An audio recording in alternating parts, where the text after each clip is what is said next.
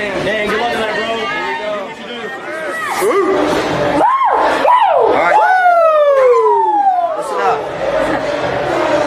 Everybody knows Dan like I know Dan. We know Dan, a fighter. More importantly, Dan is an entertainer. Yes. Dan is going to go out there and he's going to go put on a show. Nice. Here for the show. 'Cause I came for the show, baby. I want the show. It's about to be a clinic. So we don't move backwards today. We move forward. We give the people what they want. Turn on that light. You will remember me. You will remember me.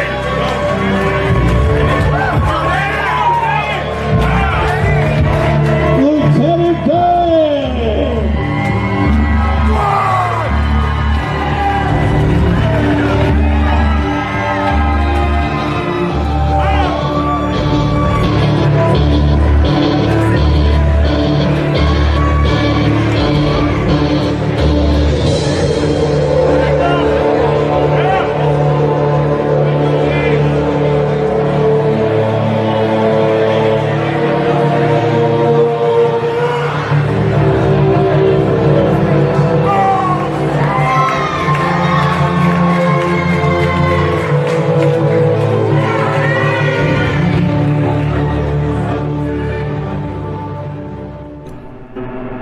The next 10 years were a blur to me.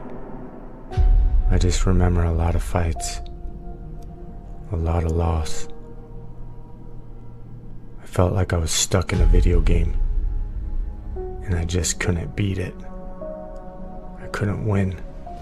I was stuck in a loop, a combat loop.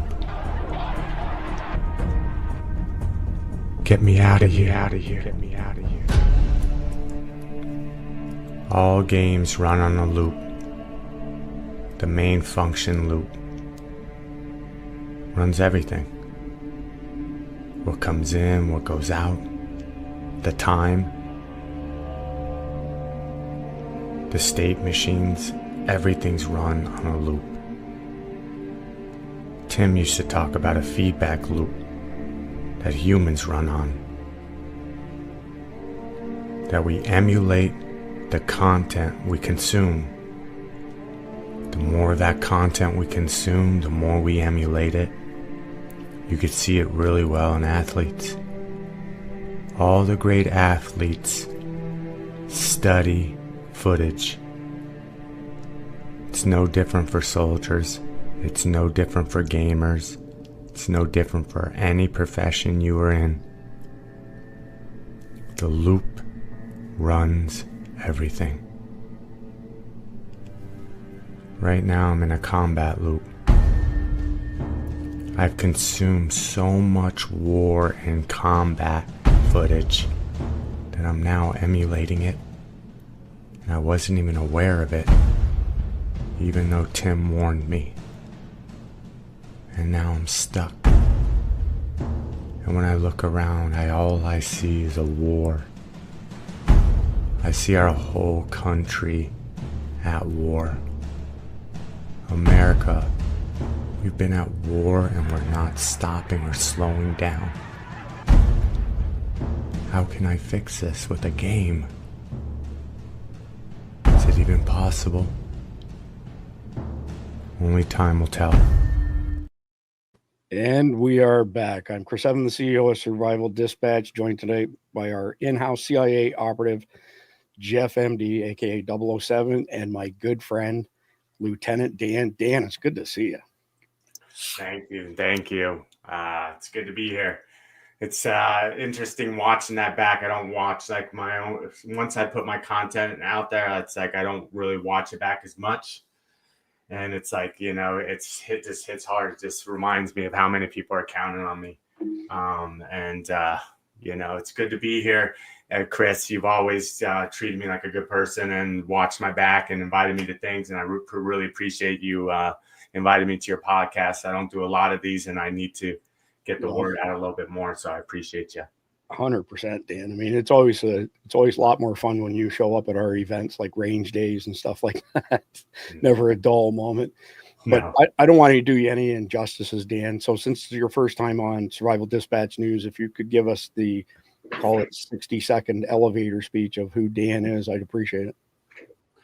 Okay, cool, man. I mean, my dev diary says it better than I can say it right now, because you know, a lot of the times you've been working towards something so long, you get lost in it. And I know a lot of people out there that probably feeling the same way. But I started as a game designer, and I started as a gamer from a little kid, and I had a dream of becoming just one of the greats, the Miyamotos, you know, the Cliffy B's, the Will Wrights, all one of the great game designers. But along that path, you know, a lot of things switched, where there's something more than games I want to work on the designs for, something the next level, and that's what I've been doing for a long time now. And fighting and combat is part of that, because, you know, I create combat systems for games. And so I've been working towards this a long time, and you're sort of catching me right in the mid stride. You know, I'm still going after it. I'm way deep. I got my hands in a lot of things, and I'm going to share some of them with you today, whatever you guys want to hear about. Yeah, that's really cool, Dan. So correct me if I'm wrong, or maybe put a little bit more meat on the bone, but I wanted to let our audience know that you've had a passion for video games, but also combat fighting, however you want to phrase it, from a young age. And I want to think back to a few years ago, the first time we met. And if I recall things correctly, you basically said that going hands-on training for MMA and fighting MMA made you better at developing the games, because you then had that hand-to-hand combat experience. Am I recalling that correctly? Yeah, well, MMA fighting is one of the most hardcore games. It's a game. There's a ref. There's rules. All right. You have to understand strategy going into it. It's a game. All right. All sports are game. So one of my great teachers was Dave Arneson. He was the co-creator of Dungeons and Dragons, and he used to teach. Okay. He taught us this a course called Rules of the Game. So it wasn't just video games I was interested in, board games, war games, you know, at the very nature, why are humans like obsessed in games and training with games? And it's because we learn faster with them. And so, you know, the transition from game designer to a fighter is actually not too different. You know that you're about to transition into a really realistic, this is like the most hardcore type of games that you get, the surfing, you know, the stuff that your life's on the line. But you're entering a game and has rules, and you could take game design methods and methodologies and apply it to mixed martial arts. Being a great game designer requires you to understand animation, understand art, understand design, understand audio, understand all the facets of the game development process. And being a well-rounded fighter requires you to study jiu-jitsu, boxing, kickboxing, karate, yoga, everything. Get your lungs right, get everything right. It's that well-roundedness in any kind of profession. So they go hand in hand to me. Yeah, I hadn't thought of it before I met you a few years ago, but then afterwards it made a lot of sense to me. I guess it'd be kind of hard to present yourself as an expert in something unless you've done it with your own hands, right? So especially I create realistic simulations. I had to do it with my own hands, or I wouldn't be able to hit the realism I'm trying to achieve in my simulators. Yeah, and I don't want to jump ahead too fast, too far, but I'm fascinated by what you're doing right now, and I know our audience will be. So 3 years ago, we started warning our audience that drones being used by terrorists here in the homeland are a serious threat. Everything from delivering kinetic munitions to dropping aerosolized fentanyl in open air venues, those sort of things. So it was pretty exciting when you told me that you're now working on artificial intelligence for drones, land and air drones, so that they can think themselves for the DoD. Just walk us through that for what you can without going into too much detail. So drone warfare should be on everybody's radar, and we should be very scared of what's about to start popping off with drones and AI. And I'm on the forefront with that. I've been creating digital twins for drone companies for the past 5 years. I have the top 6 drones digitally twinned under me. And those digital twins are more than a game asset. They go inside really advanced physics simulators, and we really test them at all different levels, from combat simulations to just environmental situations, right? Testing how they fly under different loads, everything you could do with the simulators. But watching where drones are going from just the simulation standpoint and what these drones are evolving to, like right now I'm working on making the Skyrunner autonomous, which is a dune buggy I can show it up. Can I pop up the things on my screen? Yeah, go ahead. Yeah, so Skyrunner, they'll be at Soft Week. If anybody's joining, going to Soft Week, May 5th, coming up this next month. Skyrunner has a booth there. They have this really badass vehicle that I had the pleasure of working with for a long time. It drives, it flies, it glides, and it goes autonomous now. And it carries all different types of equipment. It carries ground drones. It carries aerial drones on it. It has so many different sophistications and camera systems. And doing the digital twin for this, I mean, we're running it through AI simulations. You know, what happens when we put this AI brain behind it, right? And put it in this situation. How fast does it react? How does it work? You know, really stress the system testing on this. So Skyrunner is one of them, but I've done so many in the past 5 years. I probably have over 100 digital twins under me for weapon systems alone. And it's just like we're racing right now. Drone warfare and AI warfare and cyber warfare is really serious, and it's right here, right now. It's something a lot of companies are preparing for. So before I hand you over to Jeff, because he's being a CIA guy, interested in all these things, with the AI, does that essentially mean that these drones don't have to have any connection to the mothership? In other words, they don't have to have RF capabilities. They don't have to be tethered, that they can make decisions autonomously, like all on their own without being connected? Yeah, a lot of the first work's happening in flocking algorithms. So how does it fly in packs? So okay. Basic flocking algorithm. There's a parent to the flock, right? And it's really the one giving commands. All right, so that could be one operator. If you watch what Palmer Luckey's doing with Anduril right now, where he's deploying those autonomous fighter jets alongside fighter jets. So if you look what Palmer Luckey's doing, he just did a TEDx talk like 7 hours ago. So it's on YouTube right now. And he runs Anduril, which is really the unicorn of the defense industry right now. And so they're doing a lot of stuff that works in flocks. The key flocker could, the one that's leading the pack, could be a person operator. And he's sending a command, and then the other ones are listening out for these kind of things and doing their own stuff based on what he's saying. Or that front pack, the head of the flock could be AI itself, but just a little bit more sophisticated, where it's giving the operation orders. So just to clarify, so if the lead drone, the one that's leading the flock, if it loses comms back to the operator at any particular point in time, the AI is intelligent enough that it can make its own decisions? There's a lot of fail safes. Yeah. It's like, okay, we do this next, do this next, do next. Yeah. And so, and they're getting rapidly programmed to be better every day. Unreal. So Jeff's an engineer, by the way, Dan. I forgot to mention that earlier. Yeah, Jeff. Good to be on the show with you too, Jeff. I'm a dated engineer. Let's put it that way. I'm an old man now, so I'm sure everything I learned is completely obsolete.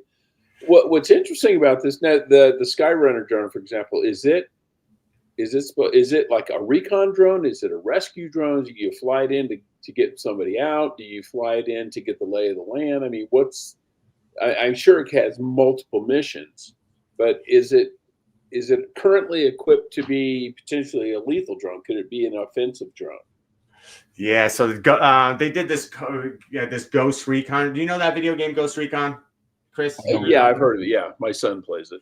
Yeah, so they did a Ghost Recon experience on YouTube, and it shows the Skyrunner's capabilities. If you YouTube that as well, you're going to see it in action. But I mean, it holds men too, so it could go on the offensive. It had one of the guys in that thing had a 50 cal, and he was taking out drones with it.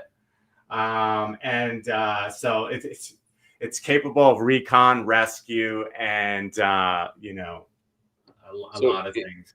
So the flying part is, from the pictures you showed, looks like it's like a paraglider. Yeah, it operates like a paraglider, but it has a big It's got a wing chute, and then it can steer and do all that. Yeah. That's So, cool. Without saying anything, you can't say, just general high level, Dan, where do you think we stand relative to other countries when it comes to drones?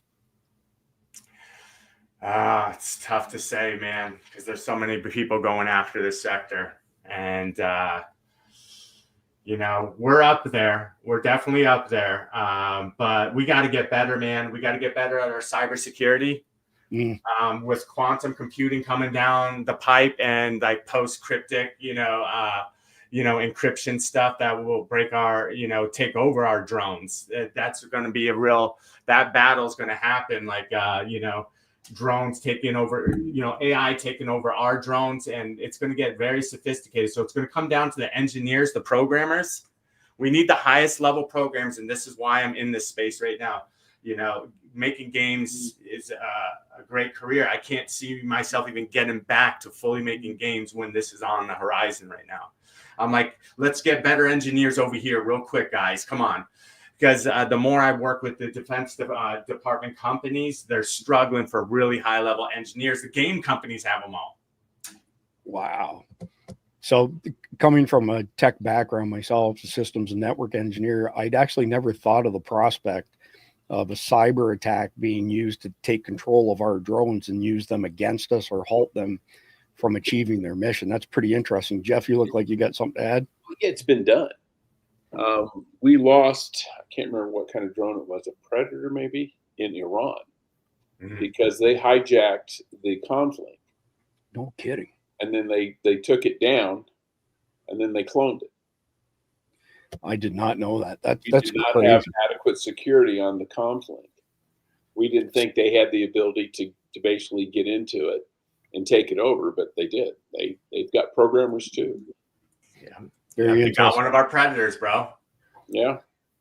So actually, before I want to go back to kind of like your origin, how you got into the game industry. But before we do that, there was an RFP that sam.gov published a couple years ago.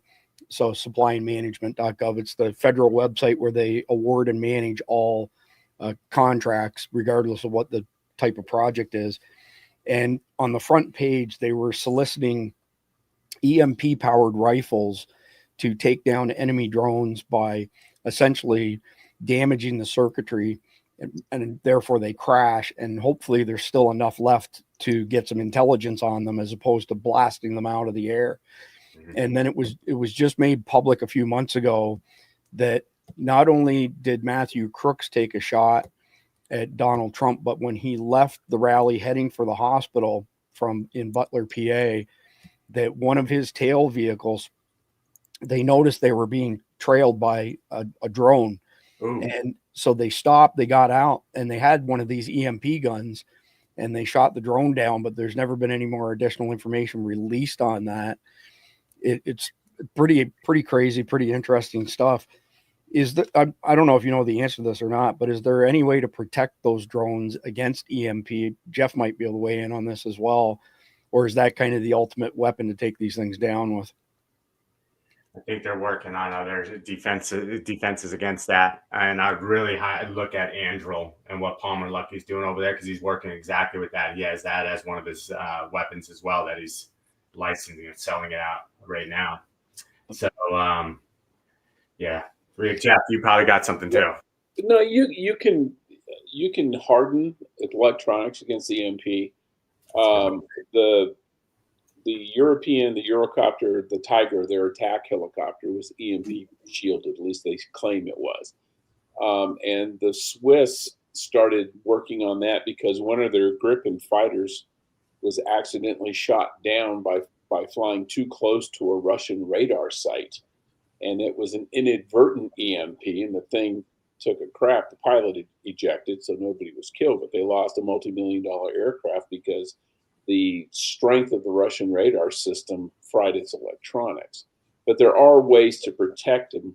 You got to have like really fast switches on any of your antennas, so if they get an overload, they can shut off before it fries the electronics.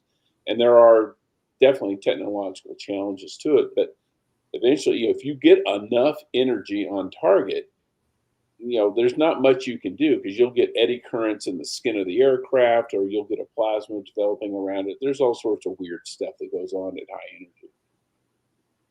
Yeah, very interesting. So actually, the very first hit that I got on that was this one, and I didn't have to read very far to discover that he's a big fan of Donald Trump. So we like this guy already.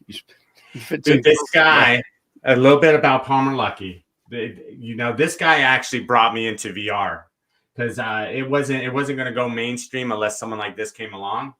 And he started Oculus. He threw it as a Kickstarter campaign. It got picked up.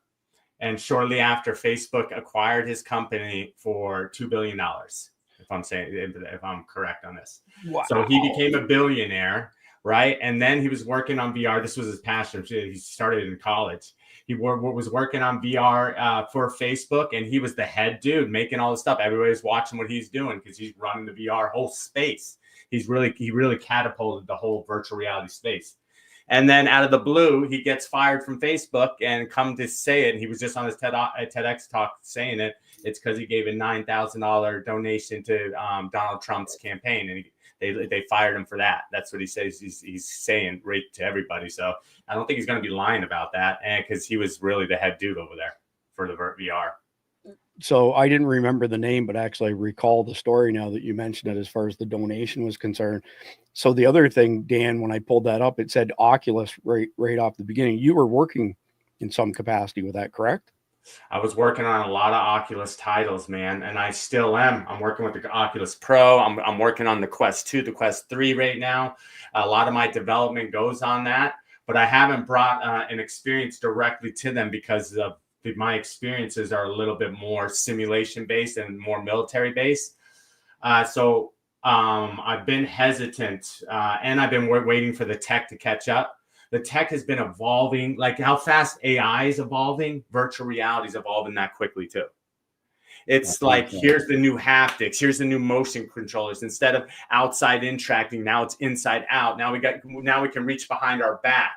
Now I can really start training people how to fight. And it just in the past couple of years, we really got to that sophistication of motion capture that it's now ready, and that's why I'm popping off now. I have a simulation that I'm trying to bring to Oculus right now and get in front of them. And I'm working with vets for child rescue, and I'm trying to create a first mission. You know, Craig Saw, man. So I'm trying to make something big for Oculus right now. If they see this, I hope. That's Craig lives awesome. down the street from me. That's awesome. What a small world. I didn't know that you knew Craig and were working with him. We just had him on Survival Dispatch News for, I don't know, the third or fourth time recently. He's an awesome guy doing God's work, that's for sure. So take us back in time, Dan. A little bit of a couple rabbit holes there, but it's good stuff. How did you break into the gaming industry? And then tell me the story behind Call of Duty initially with Roman Wars before it advanced from there. All right, I'm going to jump right into it, but cut me off if I'm talking too much. Let her rip. Yeah, I mean, I started as a game tester. So if you ever want to get into the game industry, or you know somebody, you got a nephew, you got someone that wants to be a game designer eventually, start off as a tester. All right. You got to start washing the dishes in a restaurant before you become the maitre d' or the head manager, right? You got to do all the roles. So start off as a tester. You can do it all online. You don't need anything. So if you want to get a career in this, you could jump in it right now, right in high school, middle school, shoot. Anyways, I started as a tester with Acclaim Entertainment. They were the big dogs back then. They did Toe Jam and Earl, a lot of WWE, WWF games, a lot of stuff. I was testing Red Star, this game Juiced, a lot of games when I was with them. Anyways, they went bankrupt, and I got the first taste of the game industry how like fast a company that's the head of its number one company all of a sudden goes bankrupt. It's like the movie industry. You can have a lot invested in one title, right? So if you have one or two or three flops, you're the whole company, you know, is pretty much at risk. And usually they just shut down. And that's what Acclaim Entertainment did.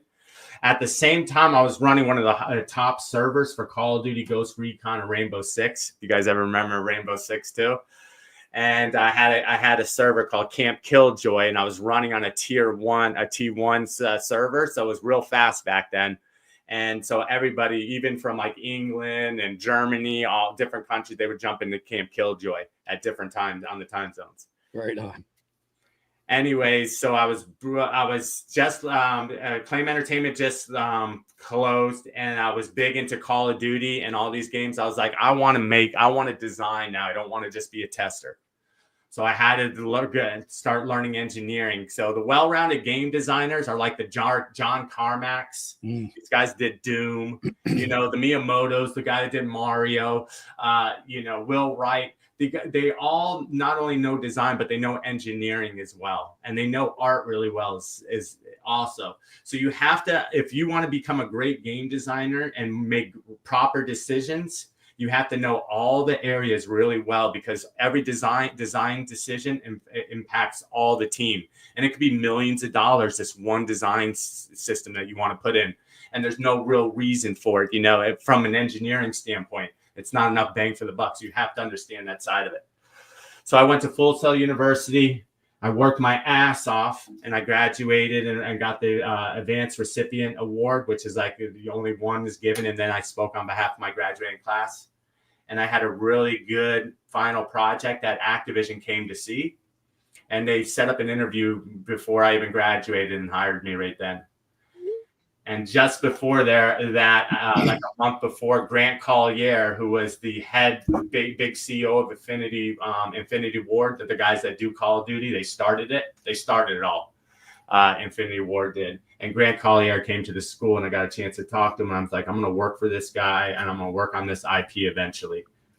Then I went to Activision. I really had to start at washing dishes, basically, and learn everything. And I learned mission design, audio design, game design, UIs, tools, jumped around from a lot of Marvel titles. Spider-Man 3 I started on. And then Guitar Hero series, DJ Hero, jumped to Transformers. I was very like nimble, and I felt like I was grooming myself to become a creative director. So if there was an opening on another team and they knew I was well versed in design and engineering, they would usually be like, "Oh, you could do this. You could do mission design. Oh, you could do tools work over here." So I was lucky to have those areas of expertise, and I highly recommend that to everybody that wants to be a good game designer. Try to learn a little bit of code, understand your code base, and your art pipelines and your testing, and you become a well-rounded game designer. And I guarantee you'll have a good career if you go that route, that well-rounded route. Anyways, I talked a lot. Chris, you want to jump in there for a second? Well, yeah, I just wanted to know what exactly happened to Call of Duty Roman Wars. Okay. Was that title canceled or something? Yeah. So let me show you this. Julius Caesar was my first digital twin. Okay. And I just started working with like real stories. And so I was in the innovations lab, and I just finished a really good Guitar Hero prototype. It was called Guitar Hero Phoenix. And it was a more realistic crowd and stadium. It was more of a simulation of a big stadium and a big crowd. And it really put you on stage. So I created like almost like a digital twin of an arena. And then I jumped onto the Call of Duty. In the innovations lab, they had a Call of Duty prototype called Fire Team going on. And in Fire Team, we were working on a top-down version of Call of Duty, more for mobile. And then I had a small team, and I was working on Call of Duty Roman Warfare or Wars. Had a couple of, I called it Roman Warfare. And later it branded to Roman Wars when I just wanted to do a Roman game. But I got lucky, and I was able to get this team together and bang out this small prototype called Roman Wars. And I used the Unreal Engine way back in the day on it. And it was a really amazing prototype that got a lot of buzz in the company. And it got showed to all the people. And they said it was too far off brand, but it was one of the best melee combat systems that they've seen. And I learned a lot from David Fifield. He did the UFC combat system, and he was the creative director right above me. And he also became a creative director on Advanced Warfare. But so the combat system alone was something that stood out to everybody at Activision because it was a melee motion controller combat system. Okay, so fill in a couple blanks for me in the timeline here. So you've got game development at Activision, you've got MMA fighting, and you also did some military training. I can't remember the exact group again. What order did all that stuff fall in, Dan? What was interesting is like everything did like a switch. Like if you ever had like just a complete U-turn in your life, like you have one day and then everything changed after that. That's what happened to me while I was at Activision. I had, they made a big meeting. I thought they were showing off one of my prototypes. I thought they were showing off the Guitar Hero Phoenix prototype because I just finished that and I was able to show Karthik Bala, which is our CEO over at Vicarious Visions. And when they came in my office, it was blowing a lot of people away, that simulator for Guitar Hero. And so I was working on the Call of Duty prototype and the Guitar Hero prototype. And I thought they were called a whole company meeting just to see my prototype because we were having problems in Guitar Hero franchise, right? There was like we needed to really do something big to switch it around. What year was this, Dan? 2011. Okay. Yeah. And so they called this big meeting. Everybody shows up. I'm thinking like they're about to show off a prototype. And they said Guitar Hero went under. That a lot of you have been affected. Go back to your offices and we'll let you know if you've been affected. So like over 120 people got fired that day. And like all my friends, dude, like on Guitar Hero. And so they come to my office and they tell my my roommate, they said, you've been affected. And then they said they're like, Daniel, you also been affected. And I was like, what? I was like, because I wasn't just on Guitar Hero. I was in the innovations lab working on other stuff. I thought it was like something just switched with me when I went to that big room. And they were just like, you guys all been affected. Don't touch your computers. Go home. And I was like having like the same relapse that happened at Acclaim Entertainment. I'm like, can I just end all this work all to get up to this point? And it just ends like this. And when I went home, man, I was so freaking like I changed right then for some reason. And I was talking to Tim Hetherington, who's a documentarian at the same time. He wanted to get his news into Call of Duty. And I ended up joining the military like within 2 days, dude. I joined, went to a Navy recruitment office. I said, what do you guys have? They said they need EOD right now. And they have a special warfare candidate program. And it's called SWONEC. Do you want to join it? And I joined it that day. And what's freaking the craziest thing is I would be at Activision right now and I would be doing exactly what I thought I was supposed to do in my life, working on like Call of Duty, working on that IP and making it.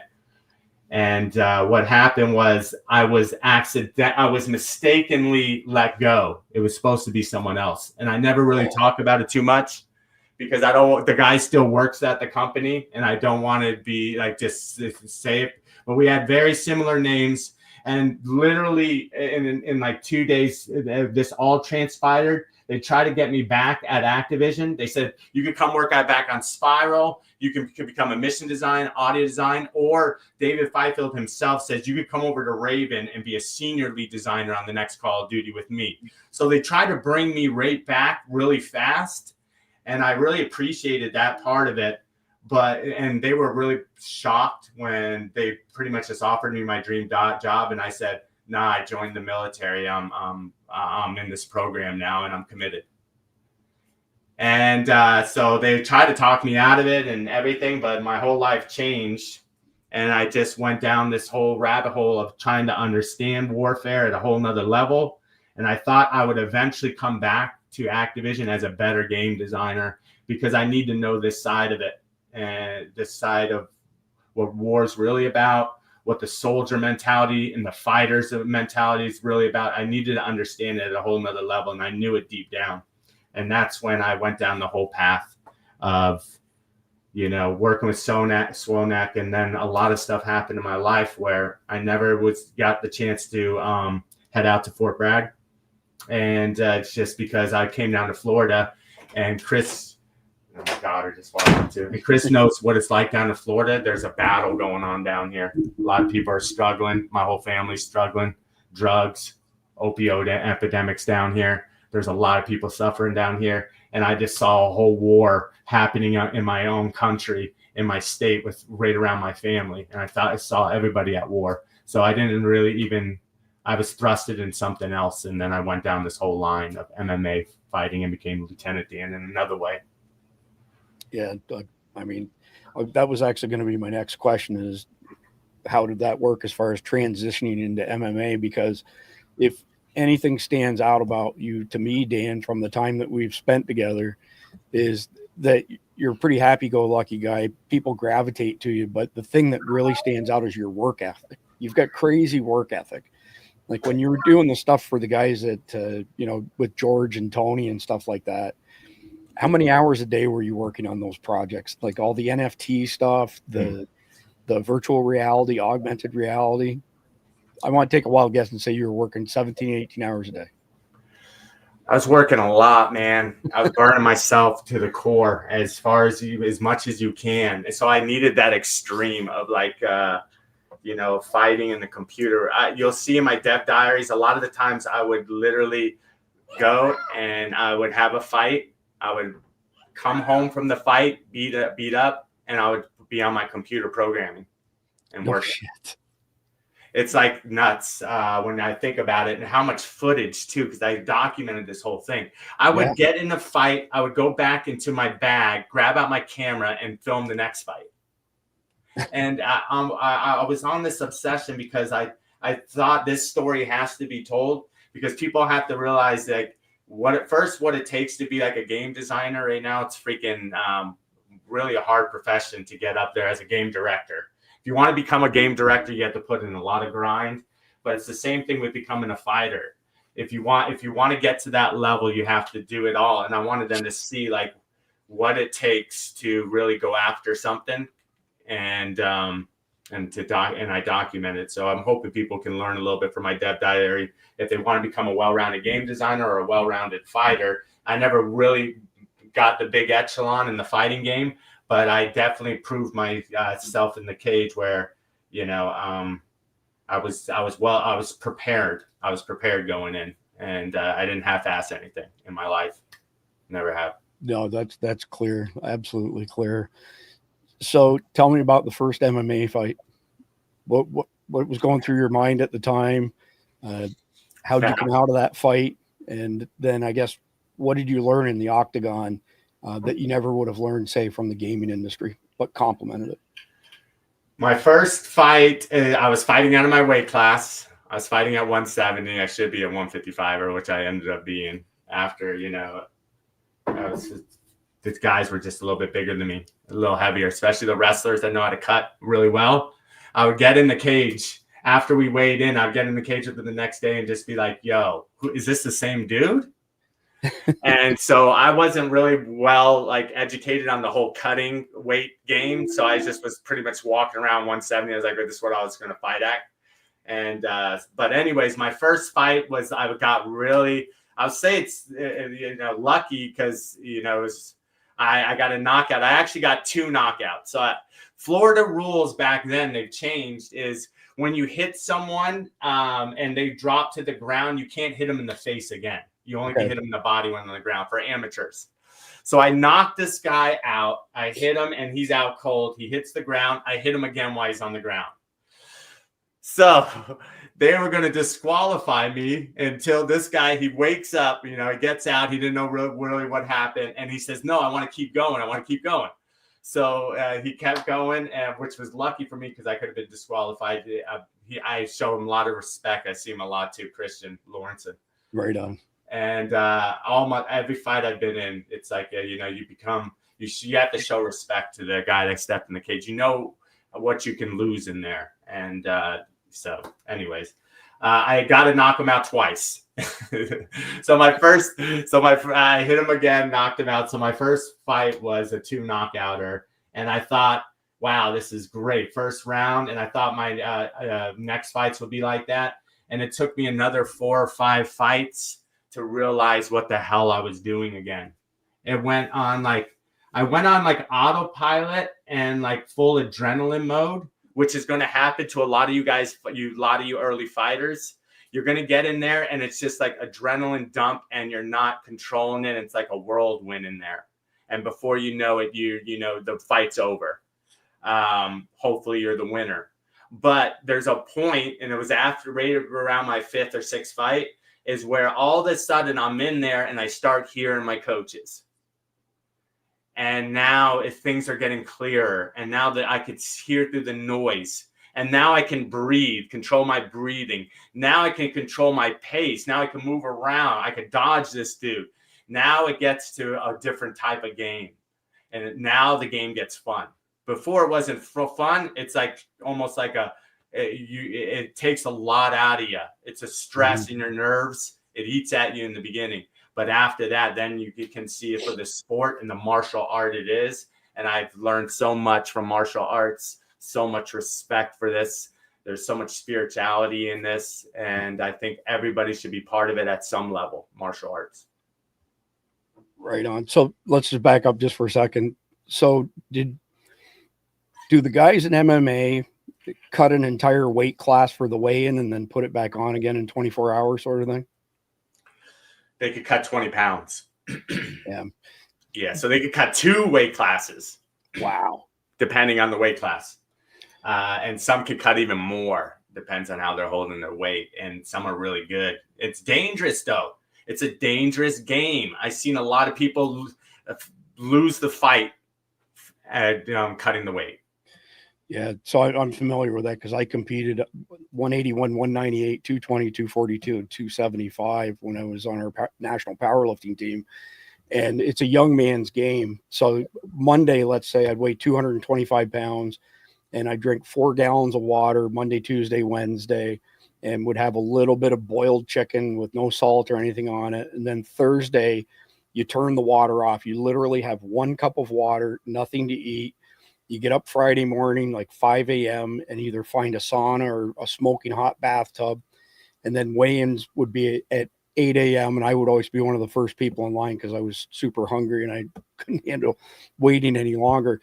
Weigh in at 198.4 pounds, which is 90 kilograms, and immediately chug a jug of Gatorade, Pedialyte, and water mixed together, 1/3 each, an entire thing of bananas, then go straight to IHOP and order everything on the menu, literally, and just eat like a pig all day Friday, go back to my normal strict diet on Saturday, but I weighed 225 on Saturday.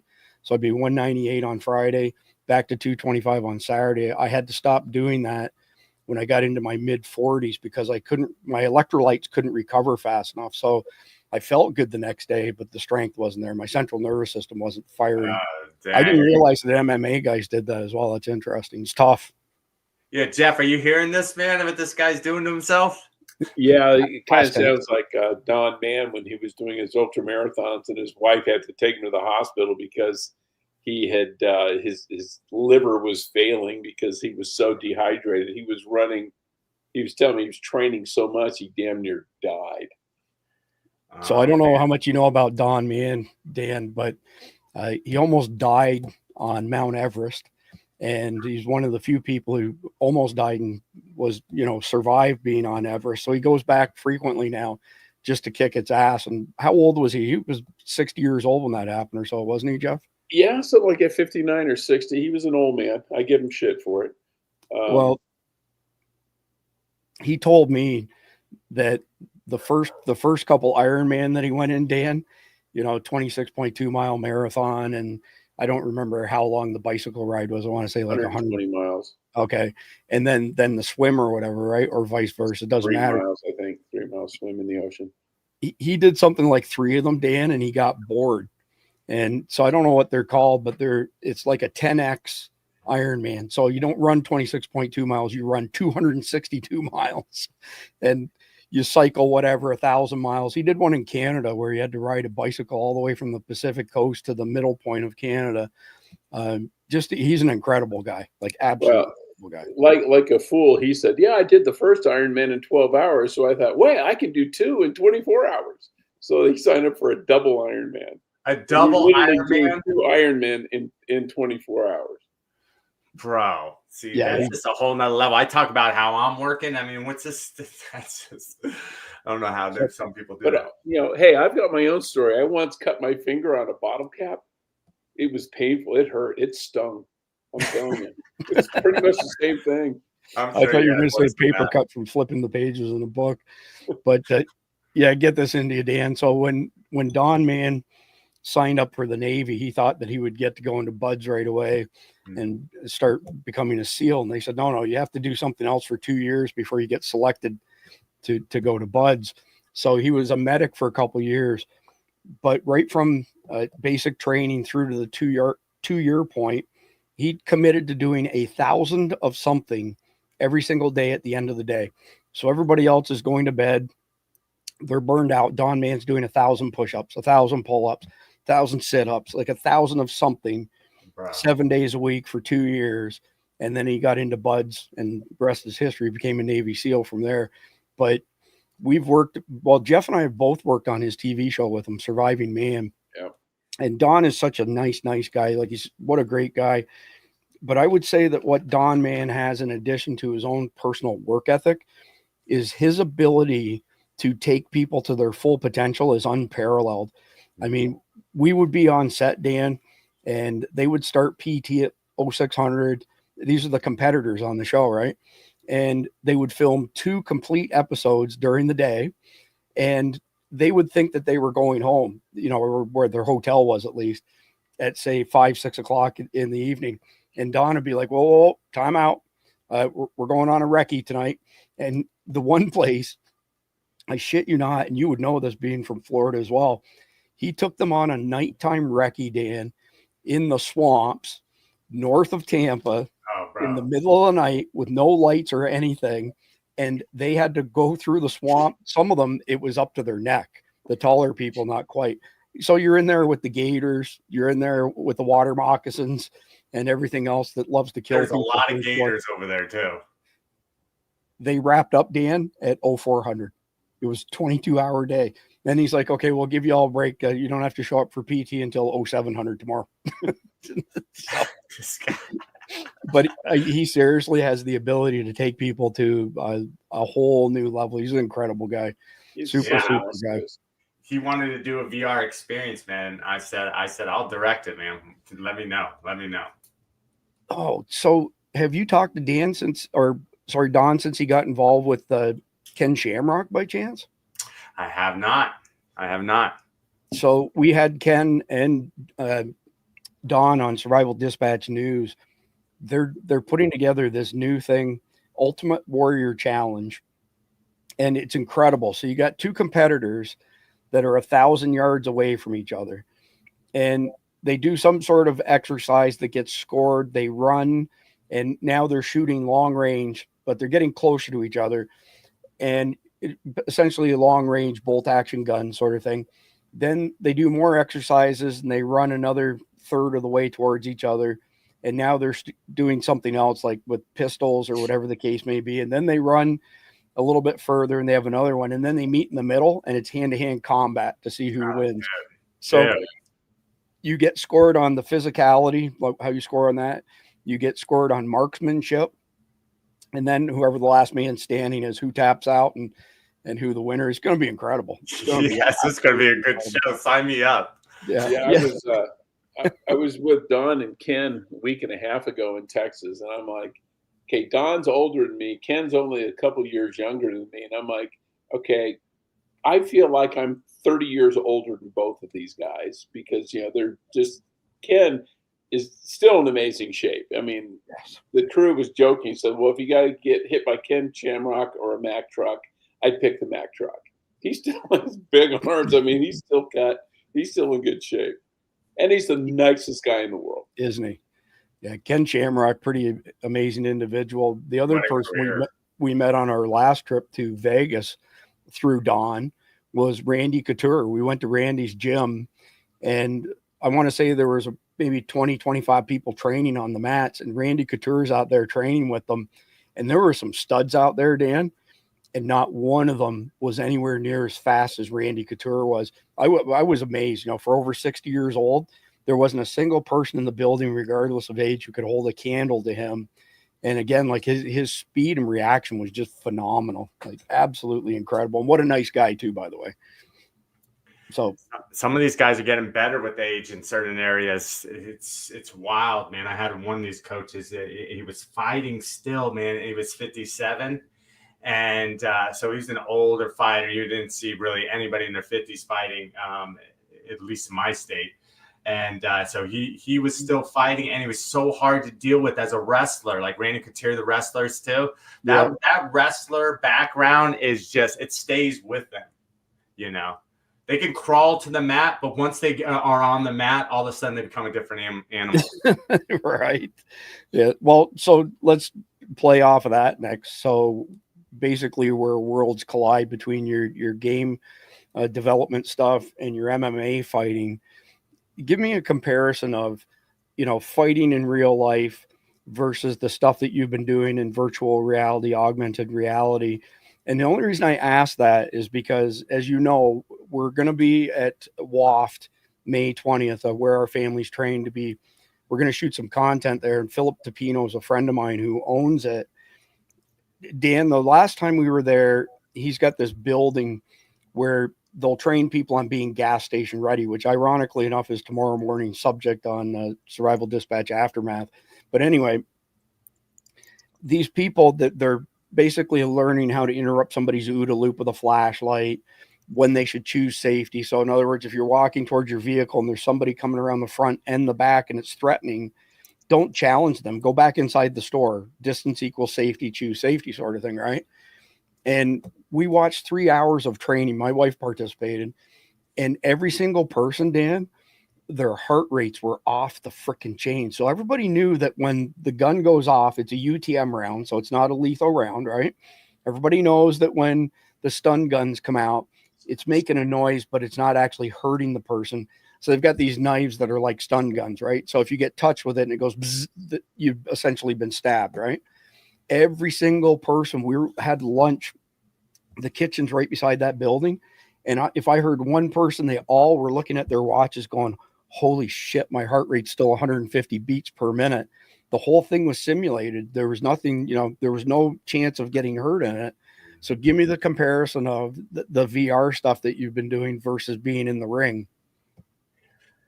I mean, there's some VR experiences right now, and it all depends on the person too. But most people, given realistic simulations on VR, they get tricked out, man.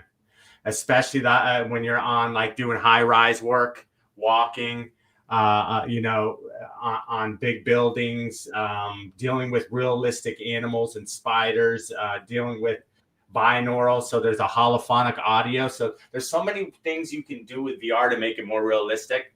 So if you're using binaural or holophonic audio, which is starting to become more prevalent in the really like immersive experiences.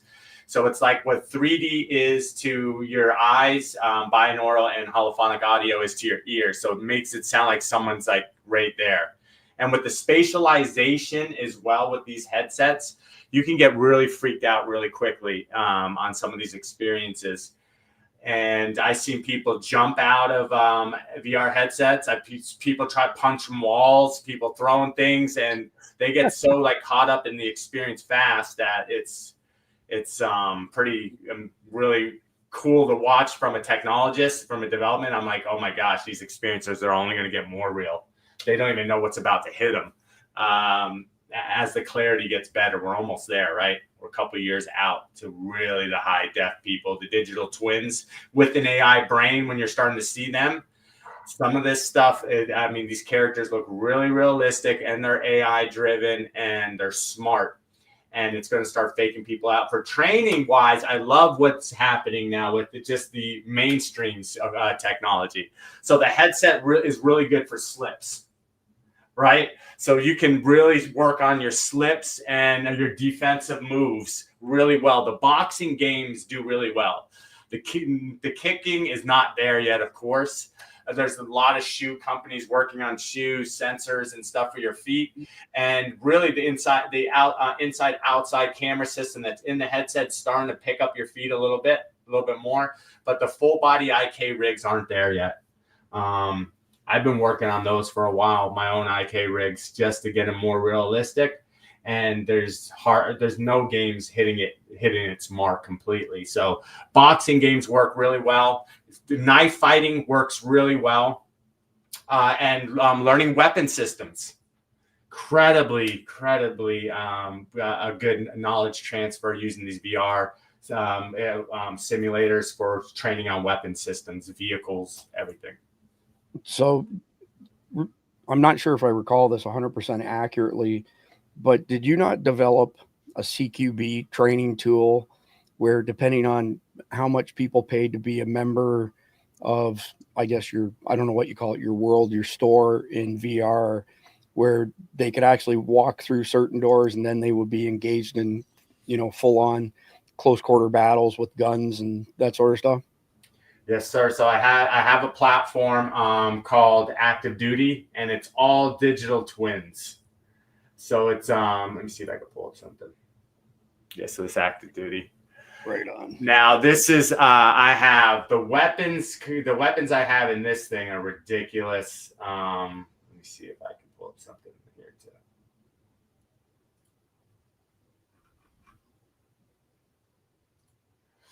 So I have so many different weapon systems in this. I have all of Syndicus's, their AK-47s, their Bravo, their Grizzly, their SDC. I got Core Elite Operations and Leadus, their 50 cal. Their Executive. I got their 308. I got their AR platform. What else? Their Battle Series. So, and that's just a couple. I have FK Burno stuff. I have Top Knives stuff. EJ Snyder's knife is in here. EJ Snyder, a good dude too, if you know him.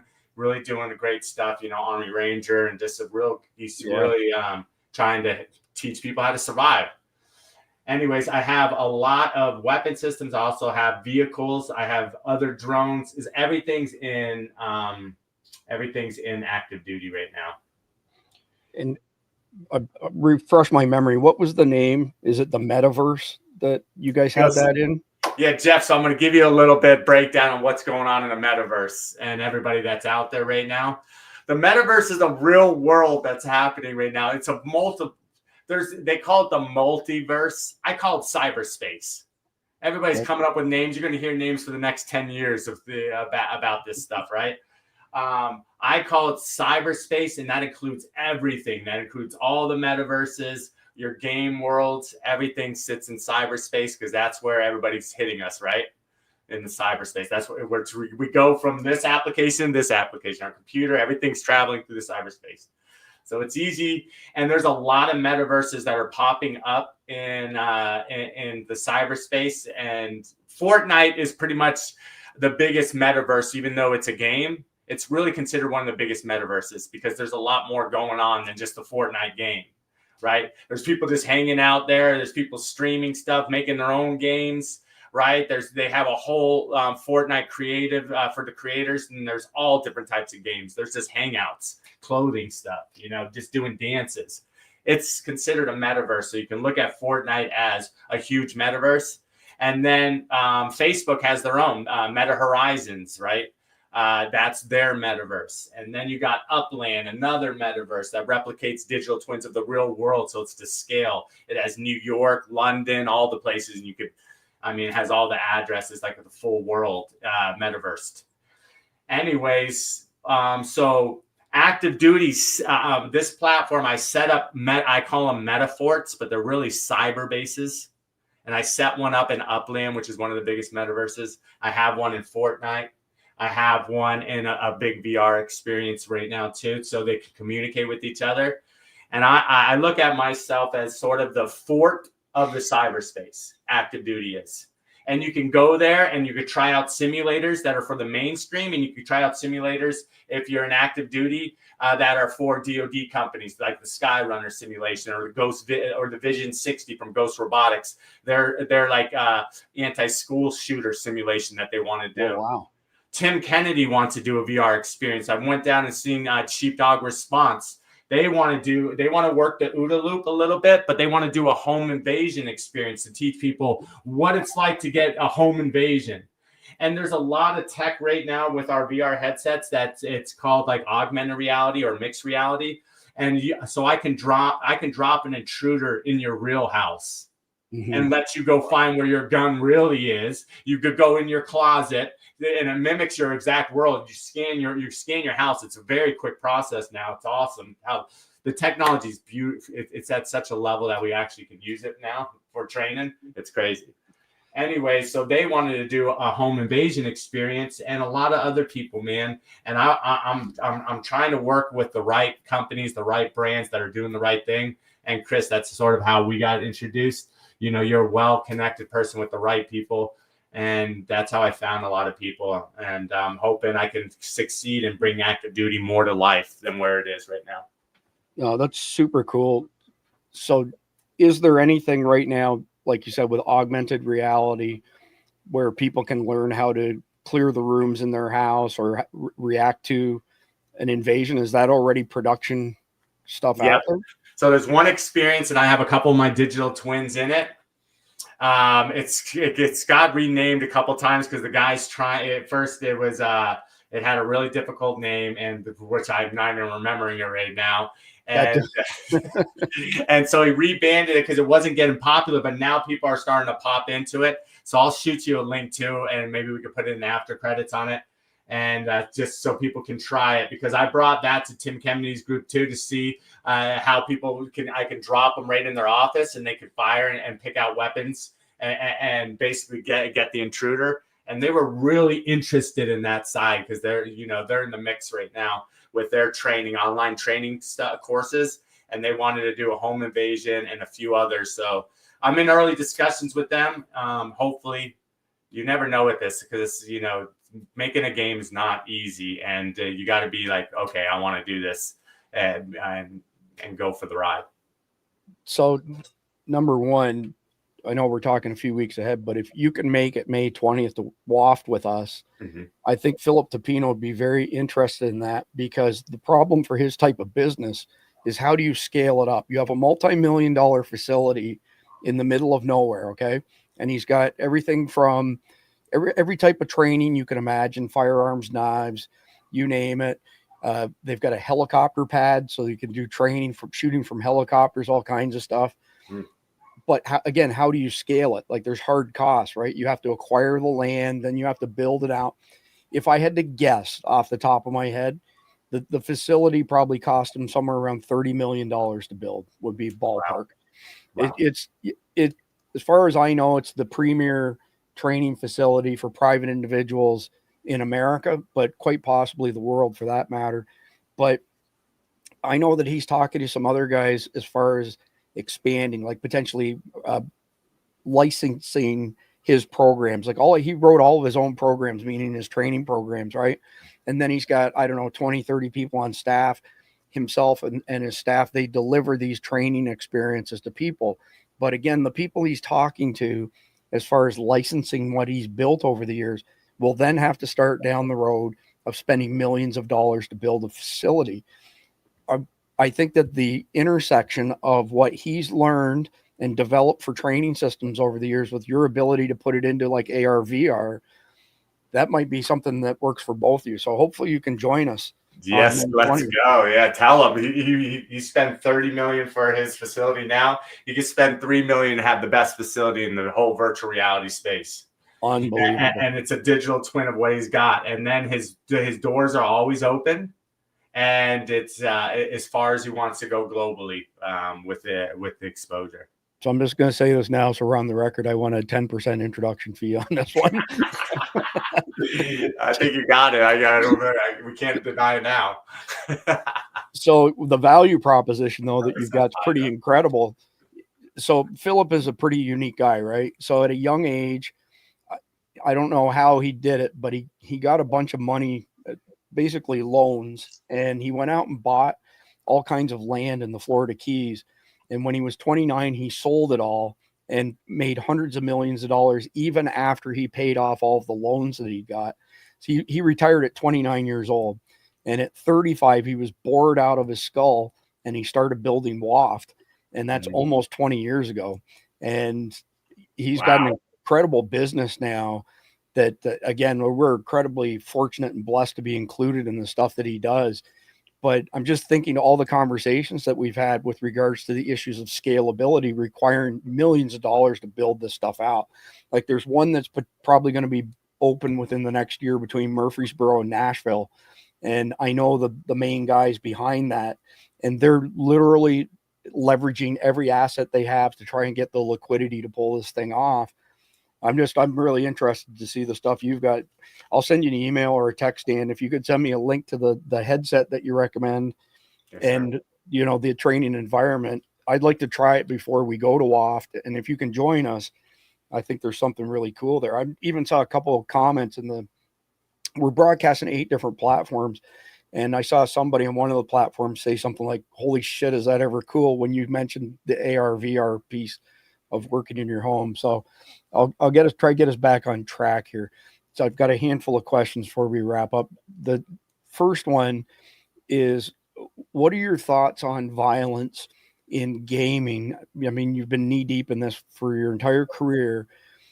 Does it numb out some kids and make them prone towards violence, which some people want to argue, or is that just a red herring?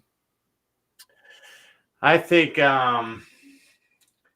you definitely should choose when you're exposing kids to certain content. Okay. And the violent video games you got to wait till they're ready, because it could instill bad habits in the kid, right? Just like anything when they're exposed to bad content constantly. I think any gamer needs to realize how much content they're absorbing of something, just in general. But I don't think it's going to turn someone that's a good person into a bad person. I don't think games have that capability yet, but virtual reality is going to get really gnarly too, how realistic stuff gets. And even showing war. I've already had pushback on realistic simulations that show war even more realistic. It's hard to digest some of that content, right? Yeah, Jeff, I'm thinking of Keith Graves. And Keith was a Bay Area cop, Dan, for 30 years. He runs a Christian Warrior training now, but initially when he retired, he moved from the Bay Area into Idaho. He started training law enforcement agencies around the world on drug and gang interdiction. And that would be all the way from city PDs up to the feds. And the reason it just came to mind is that he put some content up on a couple platforms that was intended for the officers that he was training. And the content got taken down and he was given a strike because it was too graphic. And he's the one who convinced me to go over to Substack. And we've got a really good Substack going now, because he sent them an email and said, hey, this is what I do for work, 30-year cop, drug and gang interdiction specialist. Can I post content on there for the people that I'm training so they can see really how heinous, how awful and evil these cartels are? And they said, if it's educational, absolutely. So they don't censor people like other platforms. But as you're describing that, I'm thinking to myself, we've had videos taken down because they said we were glorifying violence and we weren't even discussing anything violent whatsoever. So that's interesting, because that leads me to the next question. I'm glad you mentioned warfare. What's the role of gamers in our military like today, and what's it going to be like? Because it seems to me that I don't know if other countries have our culture as far as gaming is concerned. And in my mind, I want to think that we're ahead of the curve on this stuff. We definitely I think we have an ace in the hole with gamers that where they can, if they're united, and there's a big sub portion of them that I think will want to serve. Right now, we have trouble with recruiting, right? Over the past couple of years, trouble recruiting. No, none of these gamers are really getting prepared. You know, Call of Duty's not preparing them. They don't understand like where they can go in the military and how they can learn leadership skills and all this. I think games themselves can really be beneficial to our whole country if we use them in the right way.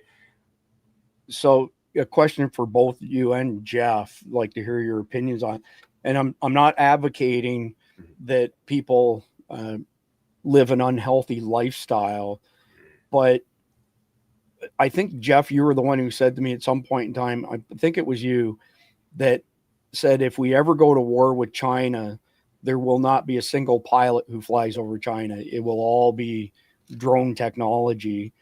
So you don't exactly have to be in tremendous physical condition to be a badass remote operator for these things. I don't know if they're, and I've seen some of the competitions. I don't know what they're called, Dan, you probably do, where they race drones and stuff, and the pace is incredible. But Jeff, I'll let you go first. I want to hear your opinion on us leveraging these kids. It's an asset, I think.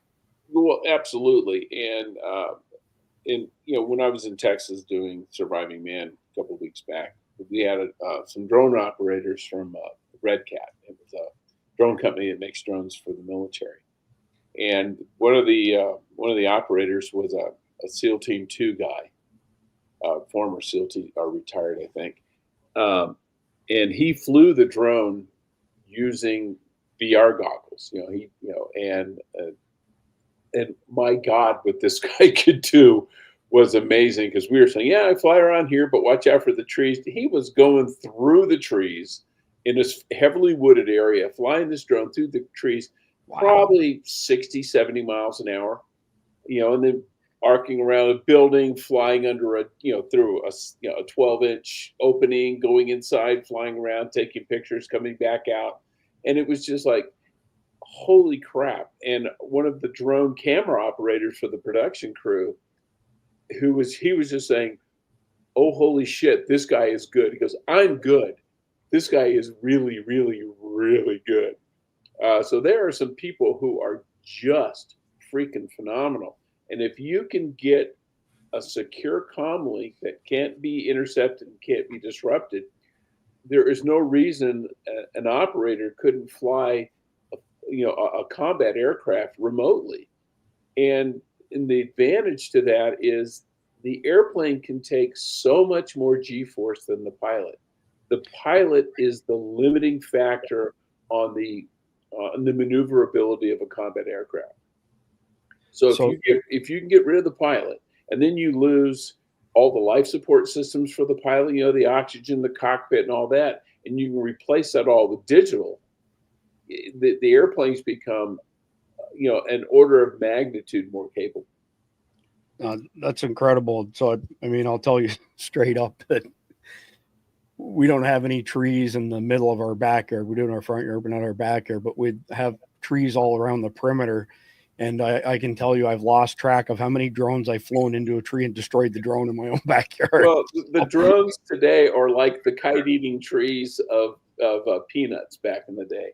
Right. But, when I was going into Afghanistan, we were flying Predators in Afghanistan where the pilots were in the parking lot of CIA headquarters in Langley. Friggin' awesome. So, yeah. The capability, and that was a long time ago. So imagine what the capability is now.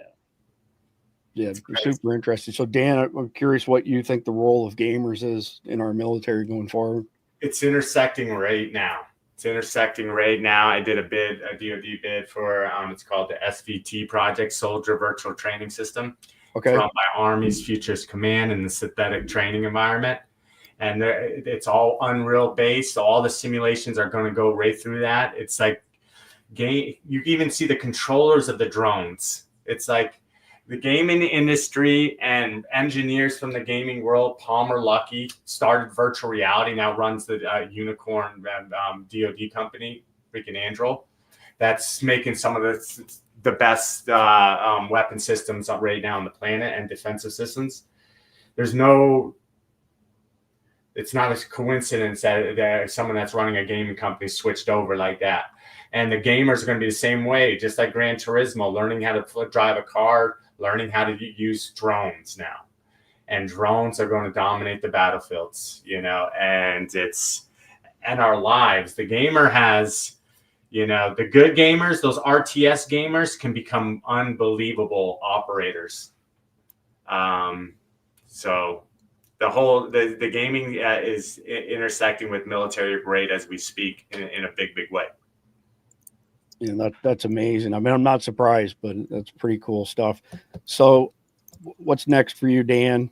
And do you have any advice for anybody else who maybe has youngins looking to get into the same line of work that you do, whether it be the gaming, virtual reality, augmented reality, military, jobs that are new because of all this technology? Yeah. So if you want to become a game designer, there's so many opportunities on types of games you could go after, right? And there's serious games that can change things and help your real world, or there's the fun games, and you can choose that path for you. Just know it's a grind, but it's a good one, and you're gonna have your ups and downs. But just work hard and just get well rounded. I highly recommend people understanding code too. A lot of people are like, there's a lot of bullshit out there right now. Like, people are like, I'm an AI expert. And I'm like, what do you mean you're an AI expert? You were just a mortgage lender freaking 2 months ago. You were asking website freaking updates and for questions to me, man. How are you an AI expert? I'm seeing that everywhere right now. And the same thing's going to happen in the game industry, where I'm a game designer, I'm a game creator, I created a game. Yeah, because you just pressed a button and it spits you out one, and AI is going to be spitting out games now. It's on there. I use AI. I scaled down almost. I could be a one-man team right now. That's how AI could benefit me. It could put my objects into environments for me. I can have AI assistants. I have several digital twins of myself that can help tell my story already for my video content. You'll see my video content switch out from me to AI, so it can help tell my story. AI is going to be your best friend, and you're going to have a digital twin of yourself that watches your back. So just prepare. Like what's happening in the game industry is, if you utilize AI and you understand code, you can do a lot right now in this space. You could become a really badass. So I highly recommend, just working hard and knowing the basics.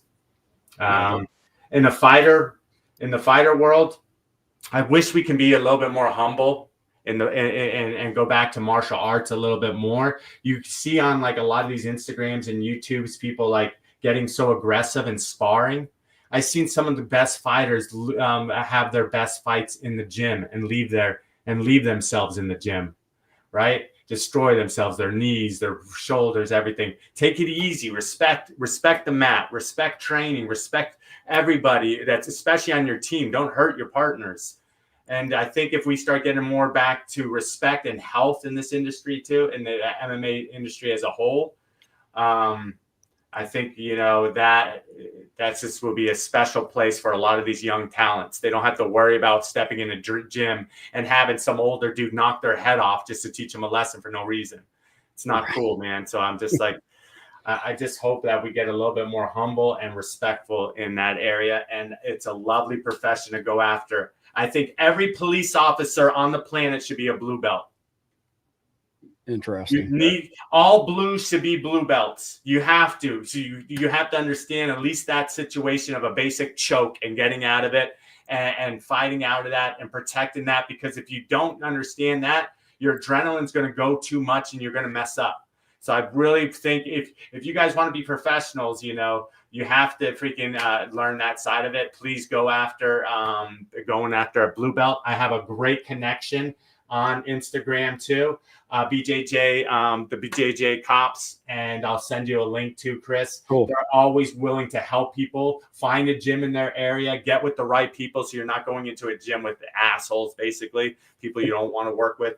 So yeah, become a martial artist, even if you're not going to become a fighter. Learn it, and it's going to make you get so respect for yourself and for other people. So that I'll leave with those words, Chris. No, that's cool, Dan. As you were saying that, I was thinking to myself, stress inoculation. So like Mike Sterling, he's an EOD guy on our crew here, Dan. He likes to quote Sun Tzu, who says, human beings never rise to the occasion. They fall to their level of training.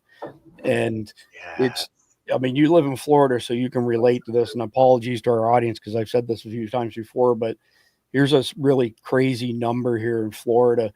70% of Floridians who are killed by gunshot wound that did not commit suicide were shot with their own gun. That's an annual statistic that barely ever budges, right? So they pull their gun, they go into condition black, they freeze, bad guy takes their gun away and kills them with it.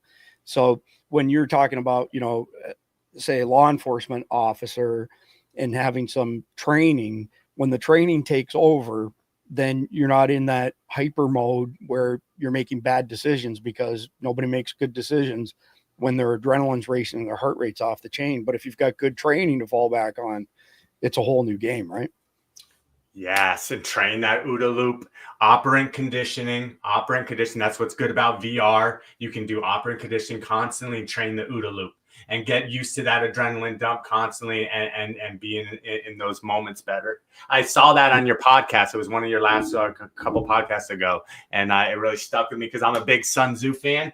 I'm going to recommend 2 books. The Art of War. If you haven't read that, please read that, and then read War of Art by Stephen Pressfield.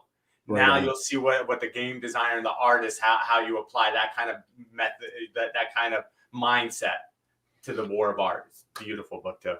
Awesome. So I want to mention, just for our Guardian members, if you scan the QR codes on either side, one's for Patreon, one's for Substack, they're both the same content. The reason we run 2 is just in case one of them happens to deplatform us or cancel us, we're not completely dead in the water. So you don't have to sign up for both. But if you go to patreon.com/survival dispatch or scan the QR code, or survivaldispatchnews.com, that'll take you to our Substack, or scan the QR code. $9.99 a month or $95 a year. When you pay yearly, you get 2.5 months for free, and you get our daily set rep. And what I have on screen is a small portion of today's set rep, and I'll get to that in just a couple seconds. You get an invite to our Signal chat, which on a busy day, there's 2,500 to 3,000 messages in there. The volume of intel and information is phenomenal. And you get an invite every Saturday to Aftermath, which is weekly webinars.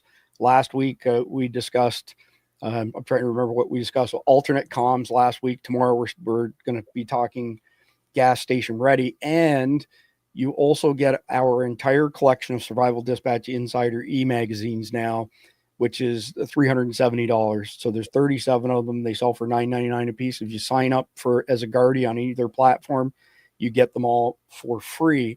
So the reason I mention that is there's a lot of stuff that we don't play the entire video, or we don't even put on screen. Here are the takeaways that I wrote earlier today with regards to our conversation with Dan. And I'm not going to go through the whole thing. If you want all of it, just go sign up as a Guardian. You can grab it. But I felt that, Dan, you're a great example of being resilient.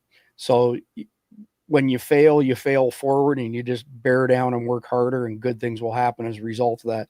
And that's where point number 2 actually is: hard work and discipline will get you there, right? What's the old adage? Hard work beats talent when talent doesn't work hard. So you could be incredibly talented, but you still got to work really hard. Have passion over whatever you're doing. That will fuel perseverance, especially if you're under a lot of pressure. And, in my mind, Dan, ever since we met, I always kind of think of you as, like a real world Rocky Balboa sort of guy. You get into a situation where it's would crush a lot of people, and you just buckle down and work harder. Hats off to you for doing that. Yeah, Sid, thank you for that. And Sylvester Stallone, one of my favorite directors too. When you hear about his battle just to make Rocky Balboa, the movie, and what he had to face, you know, Well, I don't know if a lot of people know that whole story, but I'm guessing that you do. Jeff probably knows it as well. But Sylvester Stallone, when he shopped around the screenplay for Rocky, he had a couple companies were interested, but they wouldn't let him be in the movie. And he said, no, I got to be in the movie.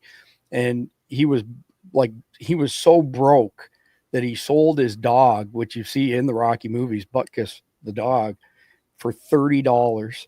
And so he finally gets a deal on the movie, which set him on a whole new course because he got a percentage of the box office. They only wanted to give him a small amount of money up front. And they said, if it makes it, you'll get a percentage of the take, but otherwise, we're only spending a few $100,000. He went back. He actually got $30,000, pardon me. He went back and found the guy that he sold his dog to and said he wanted his dog back. And the guy had seen that he just signed a deal for the movie and knew that he got a $30,000 down payment. He said, give me the $30,000. You can have your dog back. And Sylvester Stallone gave him the $30,000 to get his dog back. So he's an amazing human being on so many different fronts. So before we wrap up the first chapter, just want to mention Developer Diaries. I'll post links to all of this. These are a bunch of videos that Dan has done explaining his journey plus his professional work in multiple capacities. His website, danieldilalo.com, and it's exactly the way it's spelled on screen right there. Here's his Facebook. And again, it's just / his name, Daniel.Dilalo. Instagram over here, pretty active on Instagram. And if you have anything professional to discuss with him, his LinkedIn page here and his X page. And I'm probably going to play this video at the very end tonight just to kind of wrap us up, Dan. So I don't want to play it right now because we're getting ready to pivot into chapter 2. If you want to hang with us and talk about crazy stuff that's going on in the world, I think we got about 12, 14 links. If you got to go, though, that's cool as well. I'm going to go through the second and third chapter pretty fast, though, just because we're running a little bit long. It was great conversation with you. So yes, thank you. I'm going to hang out for a little bit. Awesome. I'm glad to hear that. All right, so I got a short 30-second message from our friends at CCW Safe. We'll be right back. If you carry a firearm and discharge your weapon in self-defense, you could face hundreds of thousands of dollars in legal fees and expenses. So carry the protection of CCW Safe, Self-Defense Legal Services membership. Upfront payment of all criminal and civil defense costs with no out-of-pocket for members. Unlimited defense budgets. Unmatched legal expertise. Carry the same level of support police officers have. Carries CCW Safe, the highest caliber. So we open with that ad every single night, Dan. And I just caught myself. I was about to say, and we're back. This is the way we always open every episode. But just to keep things moving at a decent pace here, I'm going to give one to you, one to Jeff, back and forth. This one I'll send over to you, Jeff. So Democrat consultants panic over lawmakers defending accused MS-13 member. We need to step back. So there's a whole bunch of them went public over the past 48 hours saying that the Democratic Party has lost their mind. They're not listening to us. We keep telling them, don't fight this fight. You can't win it. And they're doubling down on it. I mean, the consultants, this is their business. They're paid to be, well, to a certain extent, honest. If you're a consultant, someone says, how am I doing? And they're sucking. You're supposed to say you're sucking. You need to fix this, this, and this. Right. And so the consultants they're not wrapped up in the ideology of the thing. And they're going, you're losing people on this one. You're losing a lot of people on this one. And you're right. They keep doubling down. They keep picking the 10 on 90-10 issues over and over and over again. And the consultants are going, you're paying me to fix it, but if you won't take my advice on how to fix it, you're not going to fix it. And they're probably looking at their contracts going away eventually. That's a good point. I hadn't thought of it from that angle. Yeah, it's not just this particular issue. It's multiple issues where they're literally driving the bus off a cliff. But as far as I'm concerned, I like Senator John Kennedy's reaction to this. we're just going to let them keep on saying whatever they've got to say. That's the best strategy. Operation Let Them Talk. Yeah. All right. So next one up for you, Dan. Breaking: Tulsi Gabbard criminally refers two Intel officials to DOJ for prosecution over leaks to Washington Post and New York Times. This is pretty interesting. We're finally seeing somebody in the cabinet actually ask for charges to be laid. And I hope Pam Bondi and the DOJ actually does something about this one. Because I don't know about you, Dan, but I'm getting sick and tired of not seeing anybody held accountable for their actions. What are your thoughts? Oh man, you might have to ask Jeff on that too, man. I don't even know how to even comment on this one. Jeff, you want to take us one at it? Well, yeah, that needs to happen. You will continue to have leaks until there are consequences for the leaks. And you throw a couple of these dudes in jail, or put them in court, even if they don't go to jail, but they get fined or they lose all future access and all future clearances, people will say, when some reporter says, hey, can you give me some info off the record? They're going to go, no, because the last guy who did that is in Leavenworth right now, turning big rocks into little rocks with a 20-pound sledgehammer. Did you see that Susan Rice has had her access to the Pentagon revoked finally? I just commented on that to Mad Bomber Mike, saying it's about frickin' time. Yeah, I've never had it in the first place. Exactly. So next one up, Lee Zeldin, Trump's head of the Environmental Protection Agency. He fired 455 of Biden's environmental justice and DEI workers. Of course, the left is having a meltdown over this as well. Nothing merit related at all, just because they fit some sort of profile. I'm guessing you stand on the same ground as us on DEI, Dan. I mean, merit. You have to have merit. You have to have the ability to perform to deserve a job. If you don't have merit, why would you hire somebody? Man, there's so much bloat that we need to get rid of. I was just at a local, my St. Johns County health board of directors meeting just the other day. We had a huge board of directors and no one knew like the basic stuff. It was just like, there's too many people and we got to clean house in so many different areas. So, I'm sure that's what's happening right now. Yeah, exactly. Next one up, Jeff. Sweden's murder rate now higher than El Salvador's after years of globalist mass migration policies. Half of older Swedes want to flee the country. And I'm having a memory issue here. I can't remember what they classified as being older, but I wasn't as old as what I thought it was going to be. I want to say it was around like 50 years old and older, basically wants to leave their country. Not exactly a big surprise here. Plus, Bukele from El Salvador has done a great job cleaning up their country. Well, yeah, El Salvador's got one of the lowest murder rates in the world now, certainly in the Western Hemisphere.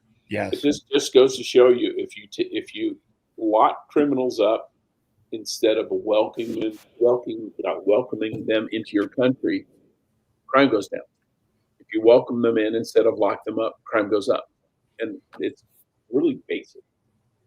And has welcomed in these Syrians and the Afghans and all these whack jobs who are they're just criminals. They're just thugs.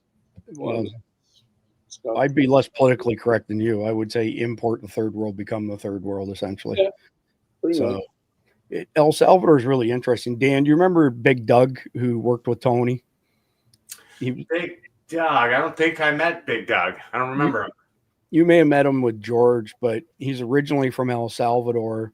He's an American citizen, but he's back in El Salvador right now. He's not very old. He's maybe late 30s, and he's got a subdivision. He inherited a bunch of land, and he's turned it into a residential development. And he texted me the other day ago, and he said he can't believe the difference in El Salvador from the time that he was a little kid to where it is now, how fast they've turned the page and become a pretty awesome place. And he's super impressed with how fast he's getting approval on permits and all that kind of stuff. He expected it to be a bit of a fight, and it hasn't been that way at all. So El Salvador definitely moving in the right direction. Yeah. All right, next one up. Mysterious Swiss billionaire spent $800 million bankrolling left-wing caucuses. States say no more. So this is highly illegal. Wow. Foreigners cannot spend money on political action committees, political ads, endorsements, all that kind of stuff. And beyond just George Soros and Alex Soros, there's a whole bunch of these other billionaires who are taking advantage of us in America.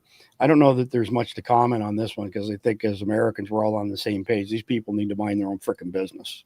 Yeah. And they're avoiding the laws by their donating to, NGOs and things like that, which in turn make donations to Act Blue, which in turn, make local election donations.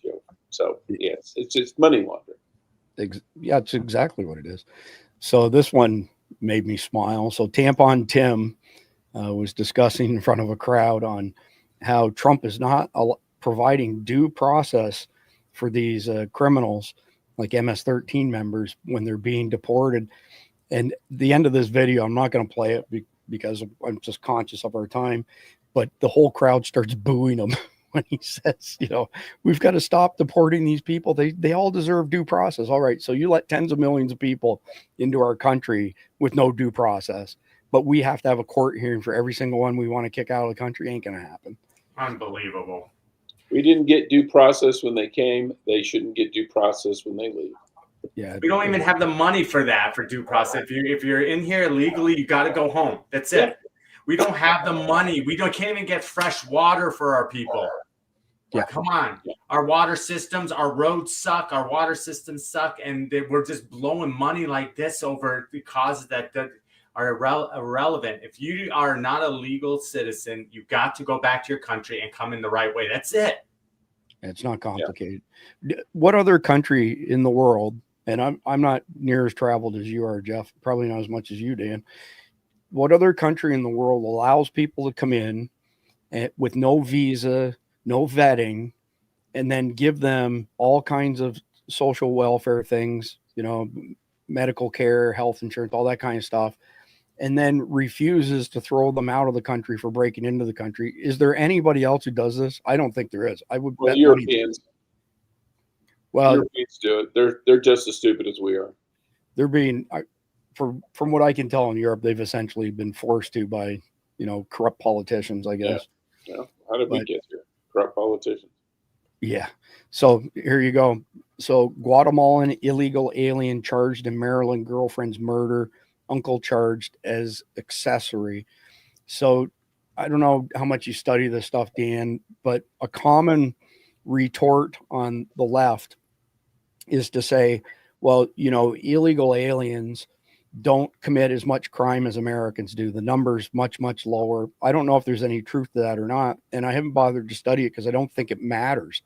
If somebody's killed by an illegal alien, they would have never been killed if we've managed our border properly during the last administration. Yep. I mean, it's disgusting. You've got Chris Van Hollen from Maryland, the senator, who went down to El Salvador. He has outright refused to meet with the girl's family, Rachel Morin, who was murdered and raped, but he'll fly to El Salvador on our dime to try and get a scumbag back that 2 courts have determined he's MS-13. 3 different law enforcement agencies have determined that he's MS-13. He has MS-13 tattoos on his hand. What else do we need to know that this guy is an illegal alien, shouldn't be here, has a criminal background, and is part of a foreign terrorist organization?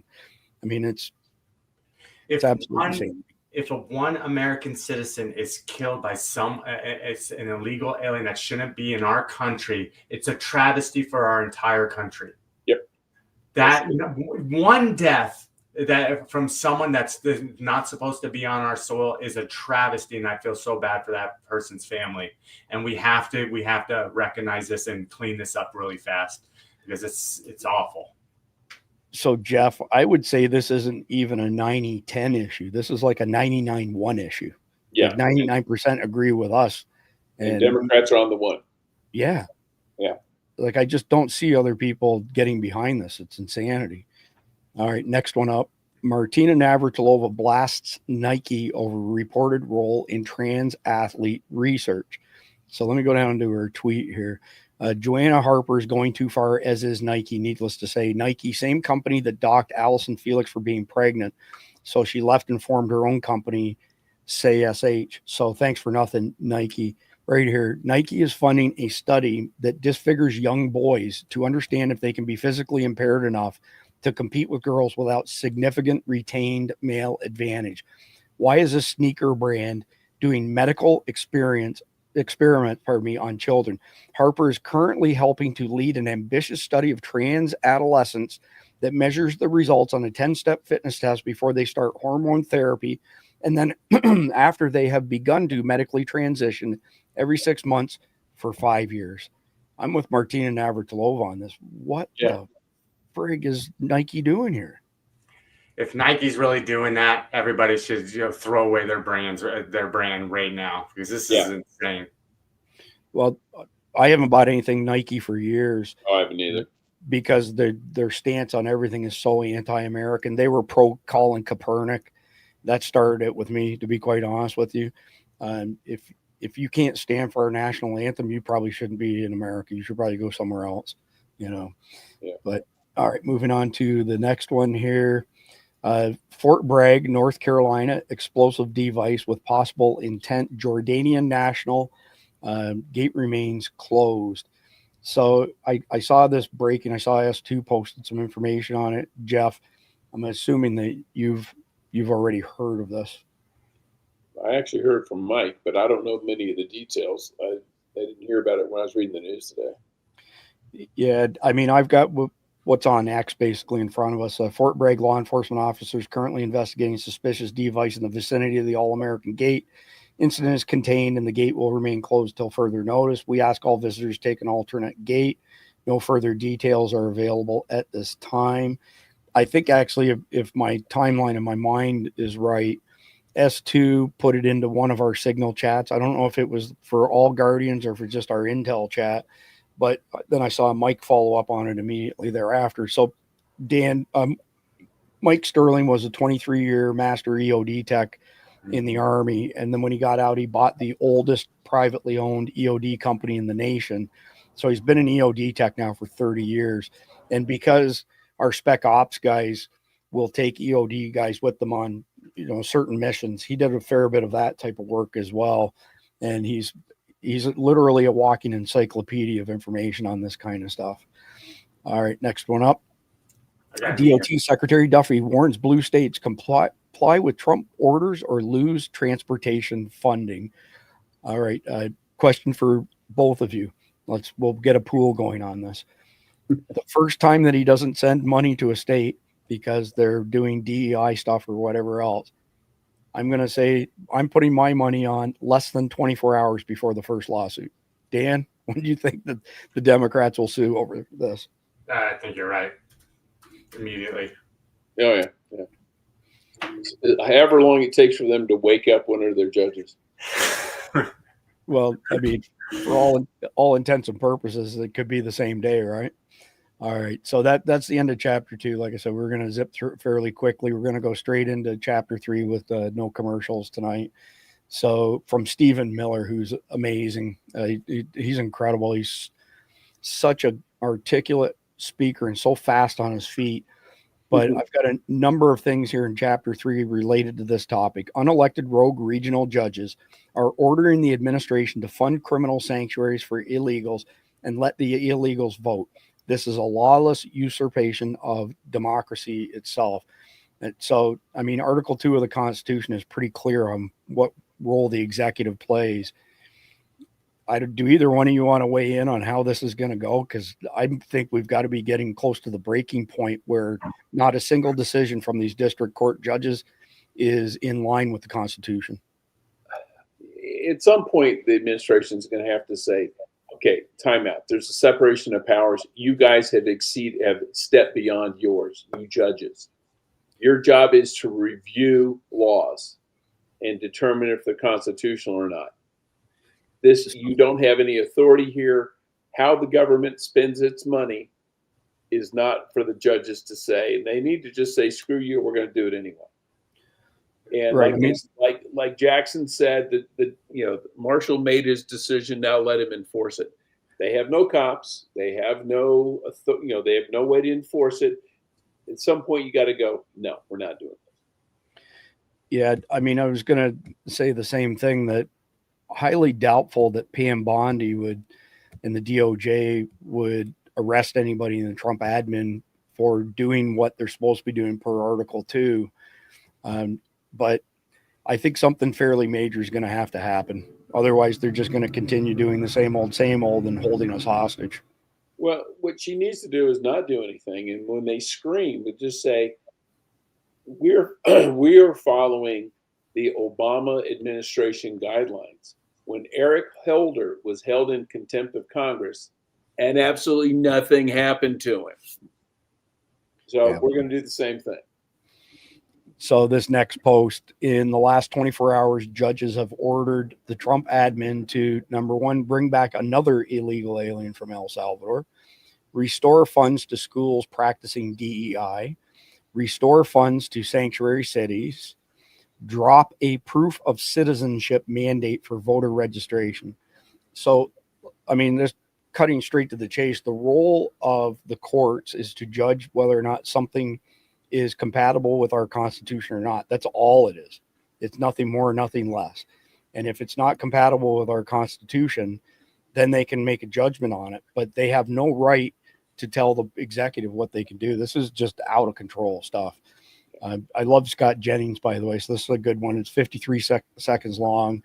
And this is on the federal judge blocking Trump's efforts to require proof of citizenship. And we'll play that first and then discuss it. Well, I think there's a difference between saying whether you're complying with the law, and then you have these individual district court judges setting effectively broad federal policy that is specifically reserved for the president of the United States. I think we do have a constitutional crisis, and it's being caused by these judges. They're not here to tell us. They're not here to tell us how to spend the money. They're not here to set broad federal policy. That is the president's job as elected by the people. These judges are supposed to be settling discrete, specific matters, not policy setting. I think Vance is right. I think Trump has a point. And these judges want nothing more to continue the lawfare against I don't Trump. think anybody's going to be surprised to hear that you think Trump is they're right. doing this on However, I get it. You want individual federal judges who hate Donald Trump. No, I don't. To tie him up for 4 years. No, I don't. If you want a big Not at policy all. questions decided, let the Supreme Court do it. But in the interim, the executive has to be allowed to govern. Yeah. Dan, have you been following this with these rogue activist judges? No, but there's a reason why, because it's just, I mean, this is ridiculous. It's crazy what's going on. And when you went back about the funding for school for DEI, I was just talking to my nephews the other day, and they say they're feeding them garbage. Their food is disgusting, and it's unhealthy that they're getting fed. They can't even eat it.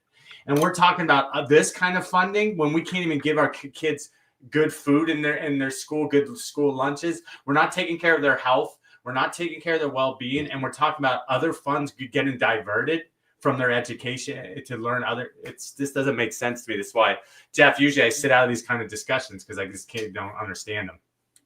How they even happen. Yeah, and like with the DEI funding thing, it's like, where in the law does it say they're entitled to DEI funding? It's not federal. It's not mandated by Congress. Congress has never said thou shalt teach DEI. Yeah. They've never done that.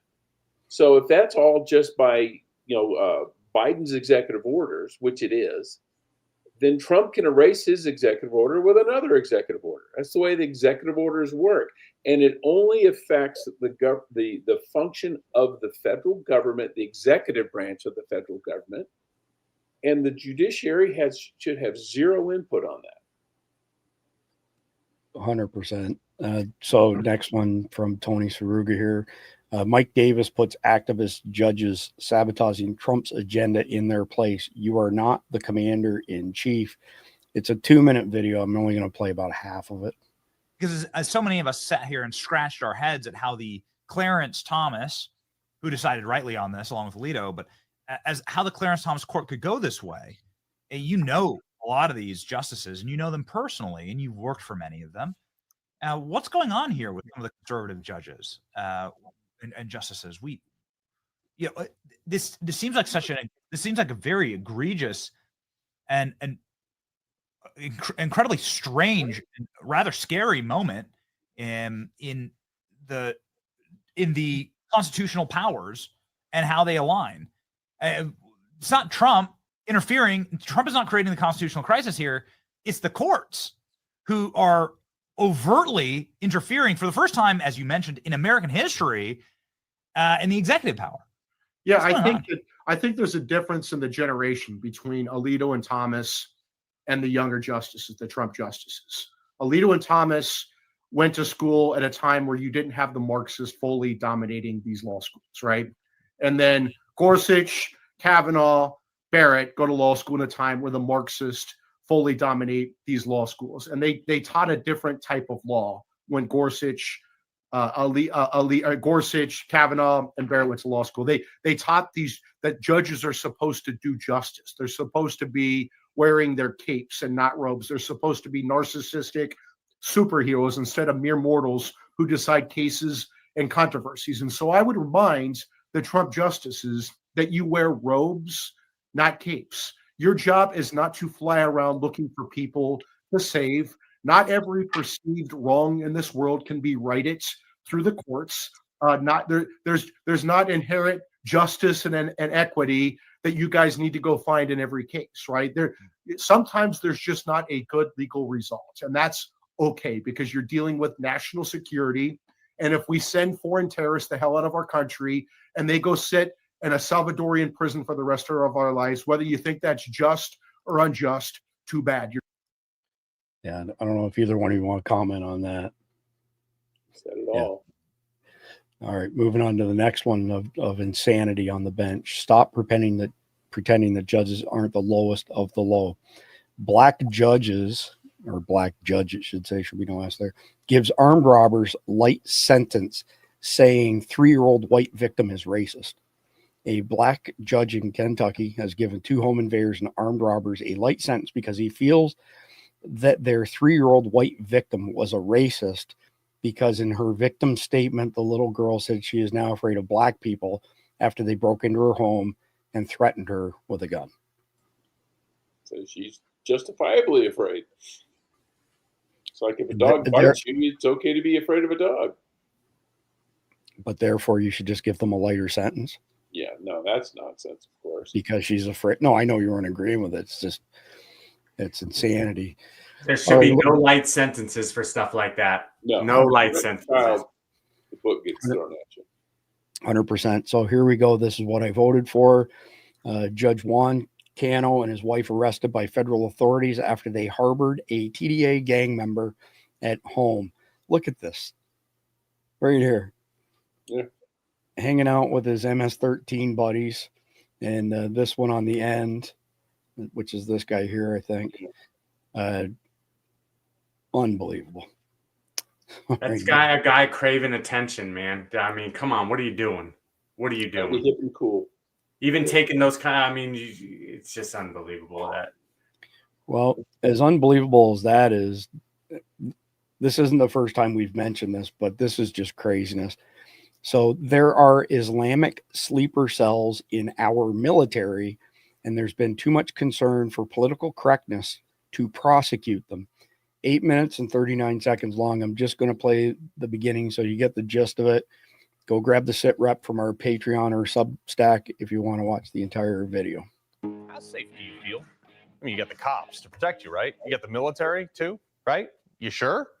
Because yesterday, and I'm shocked more people aren't talking about this, dual citizen of Lebanon and America who openly identified as Palestinian went into the Air National Guard to, according to the indictment, to get military weapons training. He was just charged with 9 counts related to terrorism yesterday. Now, he had already been charged with detonating pipe bombs targeting Jewish facilities, but now in this superseding indictment, it turns out he lied about his loyalty to the United States. He's being charged with false statements in an attempt to obtain a top secret security clearance, among other things.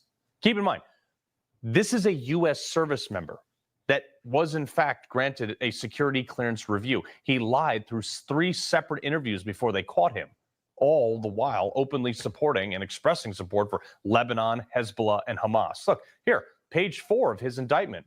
Hamad, his name, he told others that despite joining the Air Force, he was still more loyal to Palestine and Lebanon than the United States. On his social media, he posted multiple times things like this, quote, "Been toting that case since I was a boy," pictures of him as a kid. "Don't play with me." He also said, All right, y'all say a prayer with me. Inshallah, one day each bullet in this kisses the foreheads of the Zionist oppressor. Amen, which is amen. This guy was a terrorist enlisted in our military with a pending security clearance and access to weapons. This is. I like Carl Higbee. He's pretty awesome. He's not afraid of saying anything truthful. Jeff and then Dan, if you guys want to add anything to this. I'm hoping Hegseth will clear the decks. Yeah, I mean, they're going hard after Hegseth, so he's doing the right thing. That's for sure. Dan, you got any target when the flak increases? Yeah, exactly. Dan, you got any thoughts on friggin' terrorists embedding themselves in our military and going after top secret clearances? There's going to be more of this. I'm surprised that there's just one case. We need to get better candidates into our military and do better vetting processes. I've been through MEPS, and it's like we'll take whatever we can get right now because we're struggling to fill our numbers, and we got to be really more diligent because this is going to be happening a lot more, where these guys are trying to sneak under the radar. What year was that you went through that, Dan? 2012, and I went back in 2016. What did you see as far as quality of candidates was concerned back then, which is, call it 10 years, give or take? With Obama, it was tougher because he cut like college bonuses. So I had a bachelor's in computer engineering, and I wasn't getting a bonus. And I'm coming directly from Activision. I was shocked. Not 10, and I owed like 100,000 student loans still, right? So I'm very surprised I'm not getting a bonus right now to go into where I was going into through Swonek. And then I went back later on, and because I really wanted to still head back in the military, and this is through the Army, and they weren't giving bonuses back then either. I need to get the dates right, but I knew this even the second time the ASVAB test went down, what they were taking in, and just the group I was with, the way they fed them, like just gave them junk food basically the night before the Mets were doing all of our medical church stuff, right? You think it would be a nice, healthy meal, shitty burgers, shitty fries, shitty everything before we go through our medicals. I don't know what the hell's going on back then, but I don't know if it's changed much, but we're not getting the talent that we need right now. Garbage in, garbage out. Mm-hmm. It's not too complex. All right, next one up. Everyone involved in this corrupt criminal fraud against the American taxpayers should face public capital punishment. 1 minute, 38 seconds. I'm going to play the whole thing. So I went to these migrant shelters and ended up getting the police called on me because of what I discovered, i.e. your tax money is literally being burned. So as soon as I walked toward the Quality Inn that is now a shelter, security did not want to let me in. I saw migrants just hanging out in the lounge area on a work day while each of their meals is costing you $42. Now this is a picture of one of their meals. So it's not a Michelin star meal. This is obvious fraud. Now Elliott Community Human Services, the nonprofit that manages the shelter, was given $34 million by the government to manage 3 migrant shelters. And I found in their 990 form that their CEO makes $417,000 a year. They also have 132 employees that make over $100,000 a year. On top of that, they got $156 million in taxpayer money in just 2023, despite having high crime in their shelters. A migrant AR'd and impregnated his own daughter in one of these shelters and wasn't arrested until 8 months later. Also, when I was there, I saw migrants getting into their own cars and in the back of Lyfts and Ubers, yet we were told that they were struggling in these shelters. Now, migrants are getting into these cars because of companies like Mercedes Cab Company getting a $6.8 million no-bid deal to give free transportation to migrants. Migrants in Boston are also getting free Ubers and Lyfts. Then I went to a veterans shelter that converted a large part of it to be a migrant shelter, and shortly after that, the police came. If you want to see me expose that part right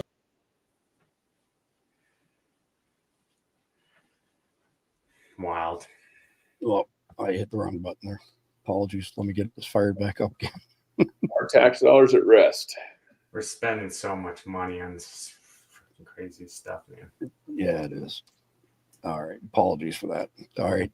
That's it for the serious stuff. Now we get into more funny stuff in chapter 3. This one was sent by our friends. I think it's Lane and Dale, if memory serves me right, in Texas. So we're getting into some comical stuff now.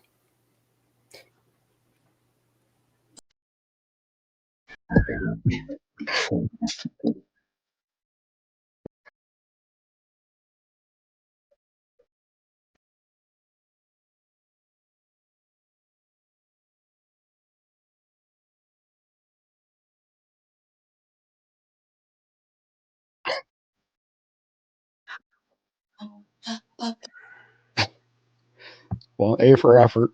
Good stuff, man. It's so crazy how technology, the editing, video editing, is making people storytellers. Yeah, well said, Dan. Well said. So this one here is titled "A Bro Accepted His Fate." Oh, ow. Bro. Shit. Oh my god.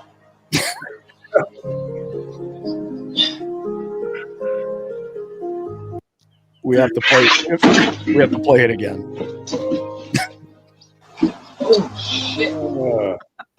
He took that like a champ. He did. All right, next one up.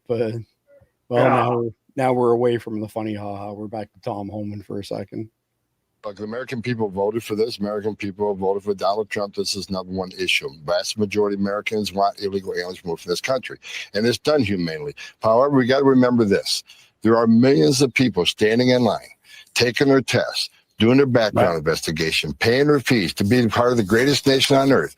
They're sitting in the back seat while 10.5 million illegal aliens came to this border, entered this country illegally, which is a violation of law. There's right way and right way to come to this country legally. The people came across, they call them asylum seekers, but you and I both know, if you look at immigration court data, 9 out of 10 of those so-called asylum seekers will end up with an order removal. They overwhelm the system on purpose. Why? Because they know it's going to take 5, 7, 9 years to have a hearing, which they will lose. But now they have U.S. citizen kids. Now they own equities. Now there may be Democratic administration in power, which will award amnesty. They're playing the long game, but we're enforcing laws as enacted by Congress, which you remember of. We're not making this up. We're enforcing laws on the books, including the Alien Enemies Act, which is an act created by Congress. We're simply using the laws on the books to make this country safe again. Yeah, Tom Homan's awesome. I don't know if you know this or not, Dan, but we did some work with Tom Homan a year ago. We had to raise $1.2 million in less than 4 weeks for this Border 911 tour across the country. And we were pretty successful in it, and it got us an invite to Mar-a-Lago, which was pretty cool. And I love to tease Mike Sterling about it, the EOD guy I mentioned. I just got him on the guest list though for October 22nd to come to Mar-a-Lago with us again. So then, oh, dude, nice. We'll even the score up there because he doesn't like me teasing him about it. Jeff, you going on that trip too? No. All right, so now we're going the exact opposite way. Dropping illegal immigrants off at rich liberals' house. 35. This is a good show. Anything for like all the illegals I think and we stuff. have to be fair. Guys, this is great. I think we found a new home for you guys. What guys? There you go. Is that your bus? Yeah. I don't understand what this is all about. The immigration. They're gonna move into your house. They are not. What do you mean? You just said you wanted to support everyone, though. Okay, that I don't. No, they're Guys, not violent. we got They're a new not house. violent. They're good. Oh no, hop it! Like just like you guys did before. Thank you very much. Can they stay for dinner? Wait. Well, we have your signature. You guys got to drive back down south. Back to Home Depot. Back to Home Depot. You would do anything for. Oh my God. All right. Alert. Texans need to ask John Cornyn, why are you backing the very networks Islamizing Texas? While East Plano Islamic Center pushes Islamic enclaves like Epic City, Cornyn praised their donors and empowered their expansion. The facts: in 2022 and 2023, Cornyn praised Islamic Relief USA, calling them a community asset. Islamic Relief gave $20,000 to Epic, the mosque behind the Sharia-driven Epic City. Cornyn praised their partner organizations. Epic was one of them.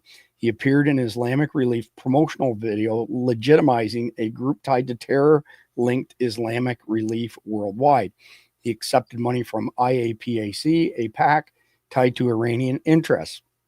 Islamic Relief signed a 2022 letter defending Palestinian terror groups labeled by Israel. Meanwhile, Cornyn focused his energy on pushing Juneteenth as a federal holiday, teaming up with far-left Democrats while ignoring the Islamic ideological takeover in his own backyard. Texans, is this the man who is supposed to stop the Islamization of your state? Has he fought to ban Care Muslim Day at the Capitol? So let's have a quick listen to this. Hi, I'm Texas Senator John Cornyn. Hi, I'm Texas Senator John Cornyn. I want to take a moment to say, I know this year's Ramadan will be different from those before, and that's why it's important to keep the spirit of hope and community alive. I wish you all a good fast and that you and your friends and families stay safe during this challenging time. Ramadan Mubarak. Yeah. Either one of you want to comment on that? Go ahead. You're on mute, Jeff. No, that's corny. You get primary. Yeah, I hope so. I don't know if you all seen this. Border Patrol just posted this bust. This was yesterday, actually. White liberal women hate America so much, yet look at these dudes desperate to get into such an awful nation. Then said liberal woman defend the due process rights of illegals to stay in a country they hate. Hard to process their logic. 15 seconds.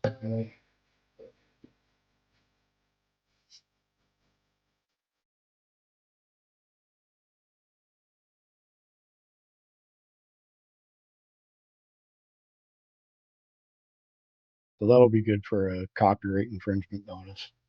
I'm going to say within 10 minutes of our video ending.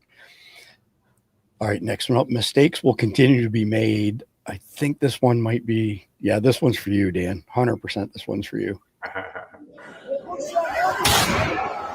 Oh, no.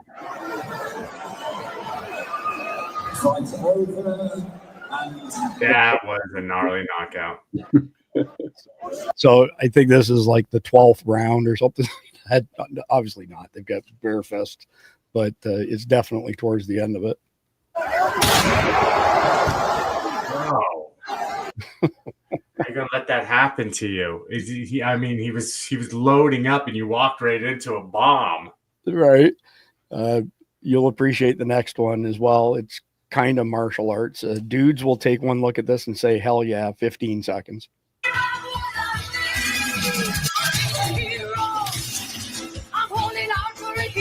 Let's go.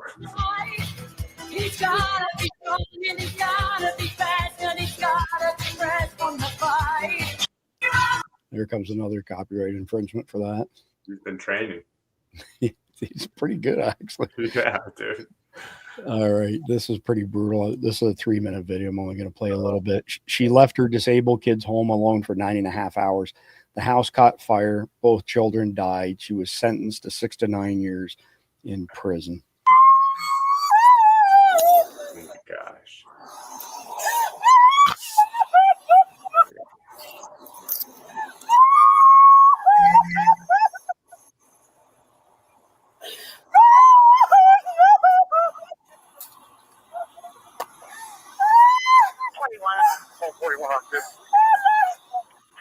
Can you start the 56 and call 9?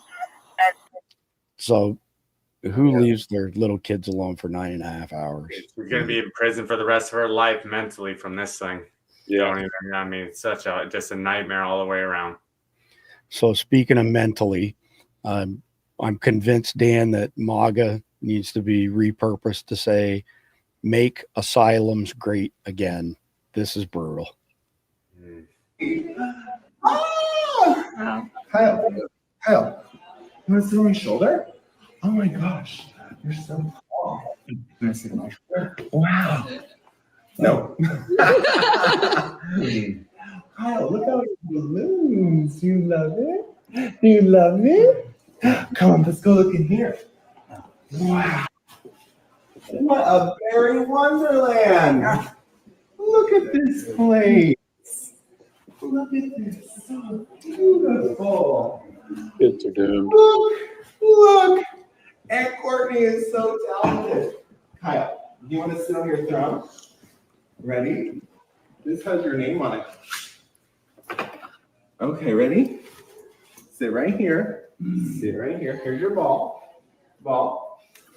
Ball. Dylan, here's your ball. Distract him. No, put it in his hand. Well, they're melting. Ball. Kyle. Okay, ready? Let her take a picture or a video. Ready? Oh my God. I'm gonna take a guess that they don't live in Florida. Yeah, probably not. But we have our fair share of Fruit Loops here too, as well. Did you catch the executive order from Trump a couple months ago, Dan, where we have to start calling people fags and retards again? I'm not joking. That's a real story. I'm sure. Ask Jeff. He's seen the executive order. Yeah, I've seen the AI generated video. Well, speaking of retards, this guy posts that Harris is more conservative than Trump, and our friend the retard finder gave him retarded post of the day status. Retard finder. Have you heard of retard finder, by the way, Dan? I haven't. It's the first. I mean, social media is wild, dude. What's going on? So this guy come out of nowhere maybe a month ago or so, and he started, tagging people as retards, and his name, of course, is Retard Finder. If he's not at 1 million subs, he's darn close to it by now. It's marketing. He's even been featured by Elon and people. Yeah. It's always like, found one. It's absolutely hilarious. Genius marketing from that dude. Yeah. I'm just going back to my notes over here to see if I can I'll find it in a second. But the Donald Trump executive order is too freaking funny. All right, next one up. This is kind of a scary prospect. Holy shit. Looks like bartender is running in 2028. I am so touched being here. I'm a girl from the Bronx. To be welcomed here in this state, all of us together, seeing our common cause, this is what this country is all about. Don't let them trick us into thinking we are enemies. Don't let them trick us into thinking we can be separated into rural and urban, black and white and Latino. We are one. Alexandria. So more than once, by the way, Retard Finder has tagged her for multiple things. I'm not watching the whole video. I can't do it. But just because you hadn't seen it yet, Dan, here's the executive order I was referring to. Today, I am signing an executive order making it legal to call your friends fags and retards if they are doing something faggy or retarded. Fags and retards. I mean, we've got to start calling our friends this again. And we will. We're going to call them fags and retards again. So that was within the first week of him being inaugurated. So there's one way to use AI. There's a million ways to use it. Everybody's going to create the craziest content, man. It's just the beginning. Yeah, brilliant stuff. Dying to hear your thoughts on this one, Jeff, and you as well, Dan. A top U.S. neuroscientist and military advisor just confirmed that directed energy weapon attacks are real. These are weapons of maximum disruption. It allows you to get in fast, hit hard, get out, and only then will the effects begin to be known. Dr. James Giordano told journalist Catherine Herridge that 3 types of DEWs, so directed energy weapons, are currently in use: sonic weapons, scalable neurodisruptors, directable microwaves. One confirmed victim is Mike Beck, a retired U.S. counterintelligence officer now confined to assisted care after enduring a catastrophic brain injury. Giordano warned that U.S., China, and Russia all possess the technology to launch these invisible assaults. Once dismissed as a conspiracy theory, this is now being confirmed as true. So Canberra, Australia, Dan, 2021, a SWAT team used a directed energy weapon, the microwave type, to disperse a crowd. And Jeff, being an engineer, can comment on this further. But we get bombarded with microwave radiation. And some doctors will say it's not carcinogenic, and some will say it is carcinogenic. But regardless of whether it's carcinogenic or not, microwaves, anything in the microwave frequency does what, Jeff? Well, you can tune it, but the way a microwave oven oven works is that it's tuned to the resonant frequency of water. So it excites water molecules, which cause the heat, but can also cause all sorts of other bizarre effects. And that's how they generally do it, because everybody has water in them. So give me 2 seconds to grab something off my other desk. They've been working on this stuff forever. I met this guy, Dr. James Giordano. I was on a Zoom call with him and a couple other people and just picking his brain. This guy is next freaking level. He's very, very sharp.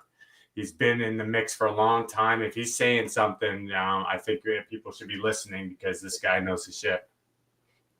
That's interesting, Dan. So I picked up this meter for measuring EMF, microwave radiation and stuff. And I got it originally because I'd read a report that said that people whose bedroom window is close to a smart meter were something like 1,000 times more likely to develop brain tumors than if that smart meter wasn't there. So the smart meters do an ET and call home over 5G. And we're kind of flirting with a strike here if I go too far into this, because we've already been given a strike for this.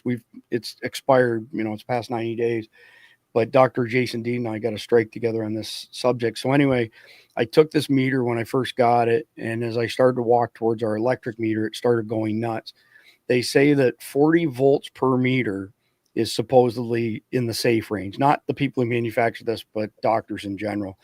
And I want to say my wife and I were maybe 5 or 6 feet away from it, and this thing went over 500 volt meters. And as I got closer, it went up to the point where this thing's only capable of doing 1,000 volt meters, that it shut it off. And I was able to reproduce it over and over again. So we got this device that goes over top of your meter, and it's not like a full Faraday container, because it has to do an ET and be able to call home, but it dropped it to 9 volts per meter at basically point blank range. So I come in the house, Dan, and I go into the living room where all of our internet stuff's set up, and we have really bad service from T-Mobile here. So T-Mobile sent us a bridge essentially, right? So your cell phone connects to it, and then it turns into voice over IP and shunts it over your internet connection. I was 10 feet away from that thing, and this sucker went over 400 volts per meter. So 10 times the supposed safe level, and everything in that corner lit this up. So Cindy called me. She was back in her office, and I walked in, I had this thing in my hand, and you can turn the sound on. It's not on by default. And I was just holding it in my hand. I wasn't even pointing anything, and it started beeping like nuts. And she said, "Oh, is that my new Mac Studio doing that?" I said, "I don't know." And I held it up to the Mac Studio, and it wasn't good, but it was maybe 200 volt meter, something along those lines. So I went to turn to my left like this, and she had this HP all-in-one printer scanner thing there. And as I did that, it jumped from 200 to 500 volt meters. And this device that was literally sitting right beside her all this time was bombarding her with microwave radiation anytime she sat in her chair. We picked up, I want to say it was around 250 volt meters from Bose surround sound speakers that we had one on each nightstand. So literally right beside your head. This directed energy weapons that utilize microwave radiation is crazy, because we're already being bombarded with this stuff. So I want one of those, man. I will put it on. I've got my list of things to do right now, Dan, for introductions I need to make and so on and so forth. So I'm going to send you the link to that. It's not very expensive. I want to say it was like $60 maybe. I guarantee my office is freaking blowing up right now. I usually have like an EMF necklace or a bracelet, that helps me a little bit.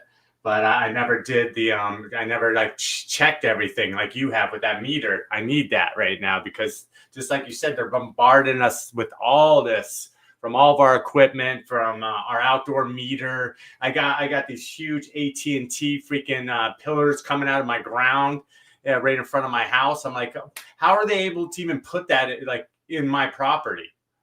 Yeah, it's like I say, we're flirting with a strike, even just discussing this. But at the end of the day, not you. Just I brought it up, but somebody has to be talking about it. And I mean, this particular article on DEWs, directed energy weapons, is pretty interesting stuff and on point. Jeff, you got anything to say as far as directed energy weapons?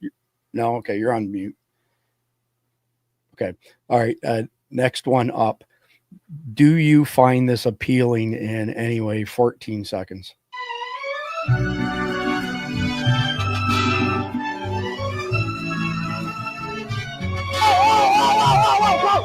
Wait, what the fuck?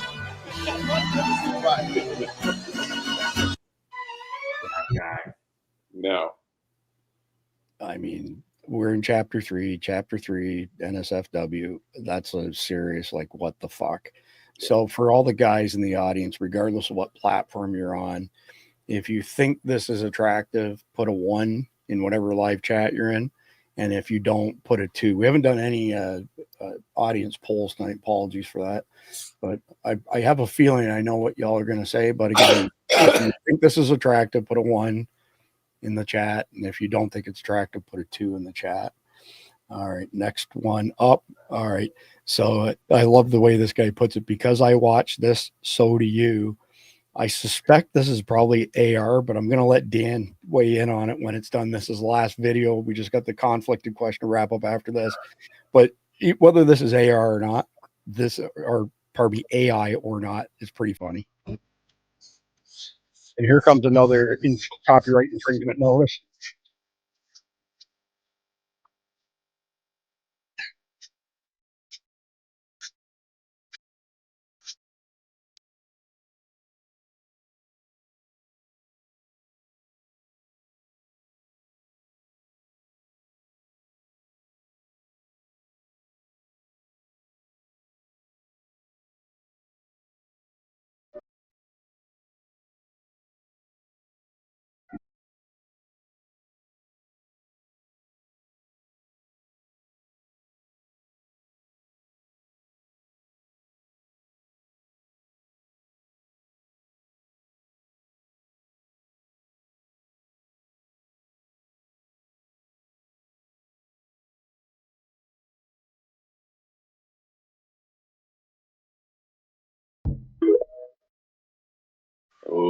Okay.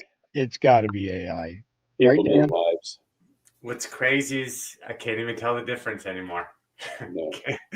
They're already getting us. That could be AI, but it looked pretty real too. So it's like it's getting better. I think the chicken in the background gives it away as AI, but I don't know. Look at I this would like to comment. see a starting image. So all this stuff has like a base starting image, and Yeah. then a lot of it gets created off of that base thing. So, dude, I'd like to see the base image if it is AI. See what So it- I think this came from our Rumble chat, but wasn't that pig just on the zip line? That's the comment of the night right there. All right. So conflicted question, actually, just quickly. If you want to get our daily sit rep, you want to get access to our Signal chat, and if you'd like to attend Saturday morning aftermath webinars, learning webinars, either go to patreon.com/survival dispatch or survivaldispatchnews.com or scan the QR codes below. $9.99 a month, you get all of that. $95 a year gets you 2.5 months for free. And we appreciate your support very much. So, conflicted question. Here we go. This is a hypothetical situation, and it's carjacking related, but it's not like the previous carjacking conflicted questions. The Thompson family, parents Mark and Shara, and their teenage daughter Emily, live in a mid-sized American city. A sudden economic collapse has triggered widespread unrest, with supply chains failing and civil order deteriorating, an SHTF situation. While driving home from a church community meeting, the Thompsons are stopped at a traffic light in a rough part of town. A group of 3 armed individuals approaches their car, demanding they exit the vehicle and hand over their belongings, including a backpack with food, water, and medical supplies they'd gathered for their family. One of the assailants brandishes a knife, threatening Emily directly to force compliance. The family is shaken but unharmed, managing to escape on foot after surrendering the car and supplies. They're now stranded several miles from home, with night falling and the city growing more chaotic. So here is the question. As a prepper, a Christian prepper, how would you prepare your family to respond to a carjacking in an SHTF scenario, balancing the biblical call to turn the other cheek, Matthew 5:39, and prioritize peace with the responsibility to protect your loved one's safety and well-being while ensuring your actions reflect Christ-like compassion even towards aggressors? Jeff, I'll go to you first tonight. You're on mute, Jeff. I think Grok is giving us the same scenario over and over, just slightly changed, but my answer is going to be the same. Carry a gun, go healed, protect your family. And, you say, you lose food and water, but if that's what keeps your family alive, that's protecting your family as well.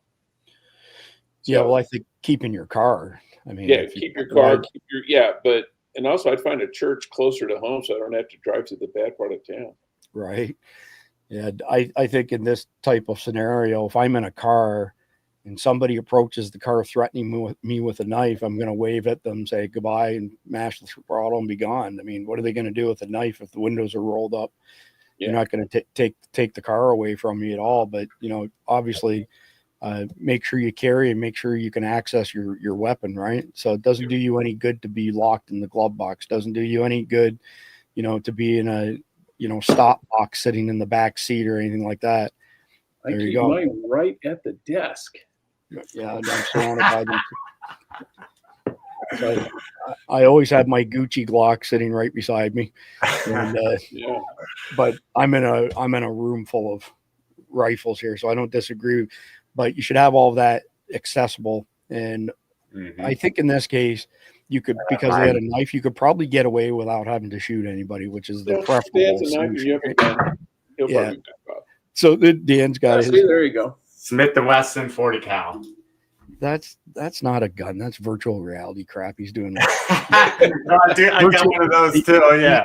He's doing some virtual reality jujitsu on us here. Yeah. There you go.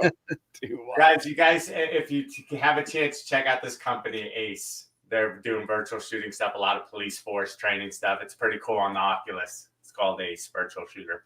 What's it called? It's called Ace, ACE Virtual Shooter. And I'll bring this next time I see you too, Chris, to let you play around. I was just at the Clay County Sheriff's Office with this one. Okay. And they have a couple replica weapons. I forget which one this is, a staccato or something. So yeah, I'm gonna put that. I just added a note to that in our correspondence. So Dan, I've been training with a Blackbeard X Mantis X product for a few years. So you replace the bolt carrier and the magazine. The magazine they give you is a battery. The bolt carrier that they give you resets the trigger and fires a laser out the front, right? So then you connect it to the Mantis app, and it will give you all of the basics. Like if you're cantilevering the gun, it'll show the barrel travel before and after, and when you pull the trigger to see what's going on. And I've been using that pretty frequently for about 3 years. They just came out with a new product. It launches on May the 5th called the Titan X. And you can get it in a Glock 19, Glock 17, Glock 43, SIG P365, blah, blah, blah. And it's the price point's amazing. It's only $199, but you can put all your regular stuff on, like if you have optics and whatnot, but it resets the trigger, shoots a laser out the front, so you can use all the cool targets and stuff like that. So whether it's live fire, suppressed live fire, or kinetic rounds with one of those unit solutions rifles behind me that law enforcement use all the time, it's an 8mm kinetic round, or you can do man marking rounds. So between live fire, unit solutions, and my Mantis products, I put 1,000 rounds downrange every single week while I'm running and gunning. So in other words, do an exercise, shoot, sprint, do an exercise, bands, dumbbells, body weight, shoot, and no rest. So 45 minutes just running one after the other. And some of them you can combine, right? So you can take the Mantis X10 and put it on one of those training rifles and get the basics if you're cantilevering, what your trigger pull looks like, all that kind of stuff. But that one that you just showed, I need to know more about that, because I love all these different training options. And training meaning getting better at shooting while your stress level is through the roof, or your heart rate is at least. But I think that, say again, Dan? That's probably the better experience that's on the Oculus Quest right now too. So, but you do have to buy their gun, but then they have then it plugs right into the mainstream headset, which is really cool. Yeah, I'm gonna have to get that information from you. Like I said, I've got it in my notes here, but we've got tonight's video is Take a Look at You Now, based on a obviously very famous song. It'll probably be our third or fourth copyright infringement. And when I say that, what happens is we end the stream. YouTube sends us nasty email. Sometimes they tell us they blocked the video. Sometimes they blocked it in some countries, not all countries, and blah, blah, blah. And then I have to, use the editor, YouTube's editor, to cut a section out. And then the people who watch the recorded version don't get to see it. But it's worth it. This is a good one tonight. Dan, appreciate your time very much and insight. Likewise, Jeff, I will be back on Monday night with Lieutenant Colonel Doc Pete Chambers. Tomorrow night, Jeff O'Donnell will be with y'all, and Sunday night, John Wheaton. Between now and then, though, please like, share, comment, subscribe. God bless America. God bless.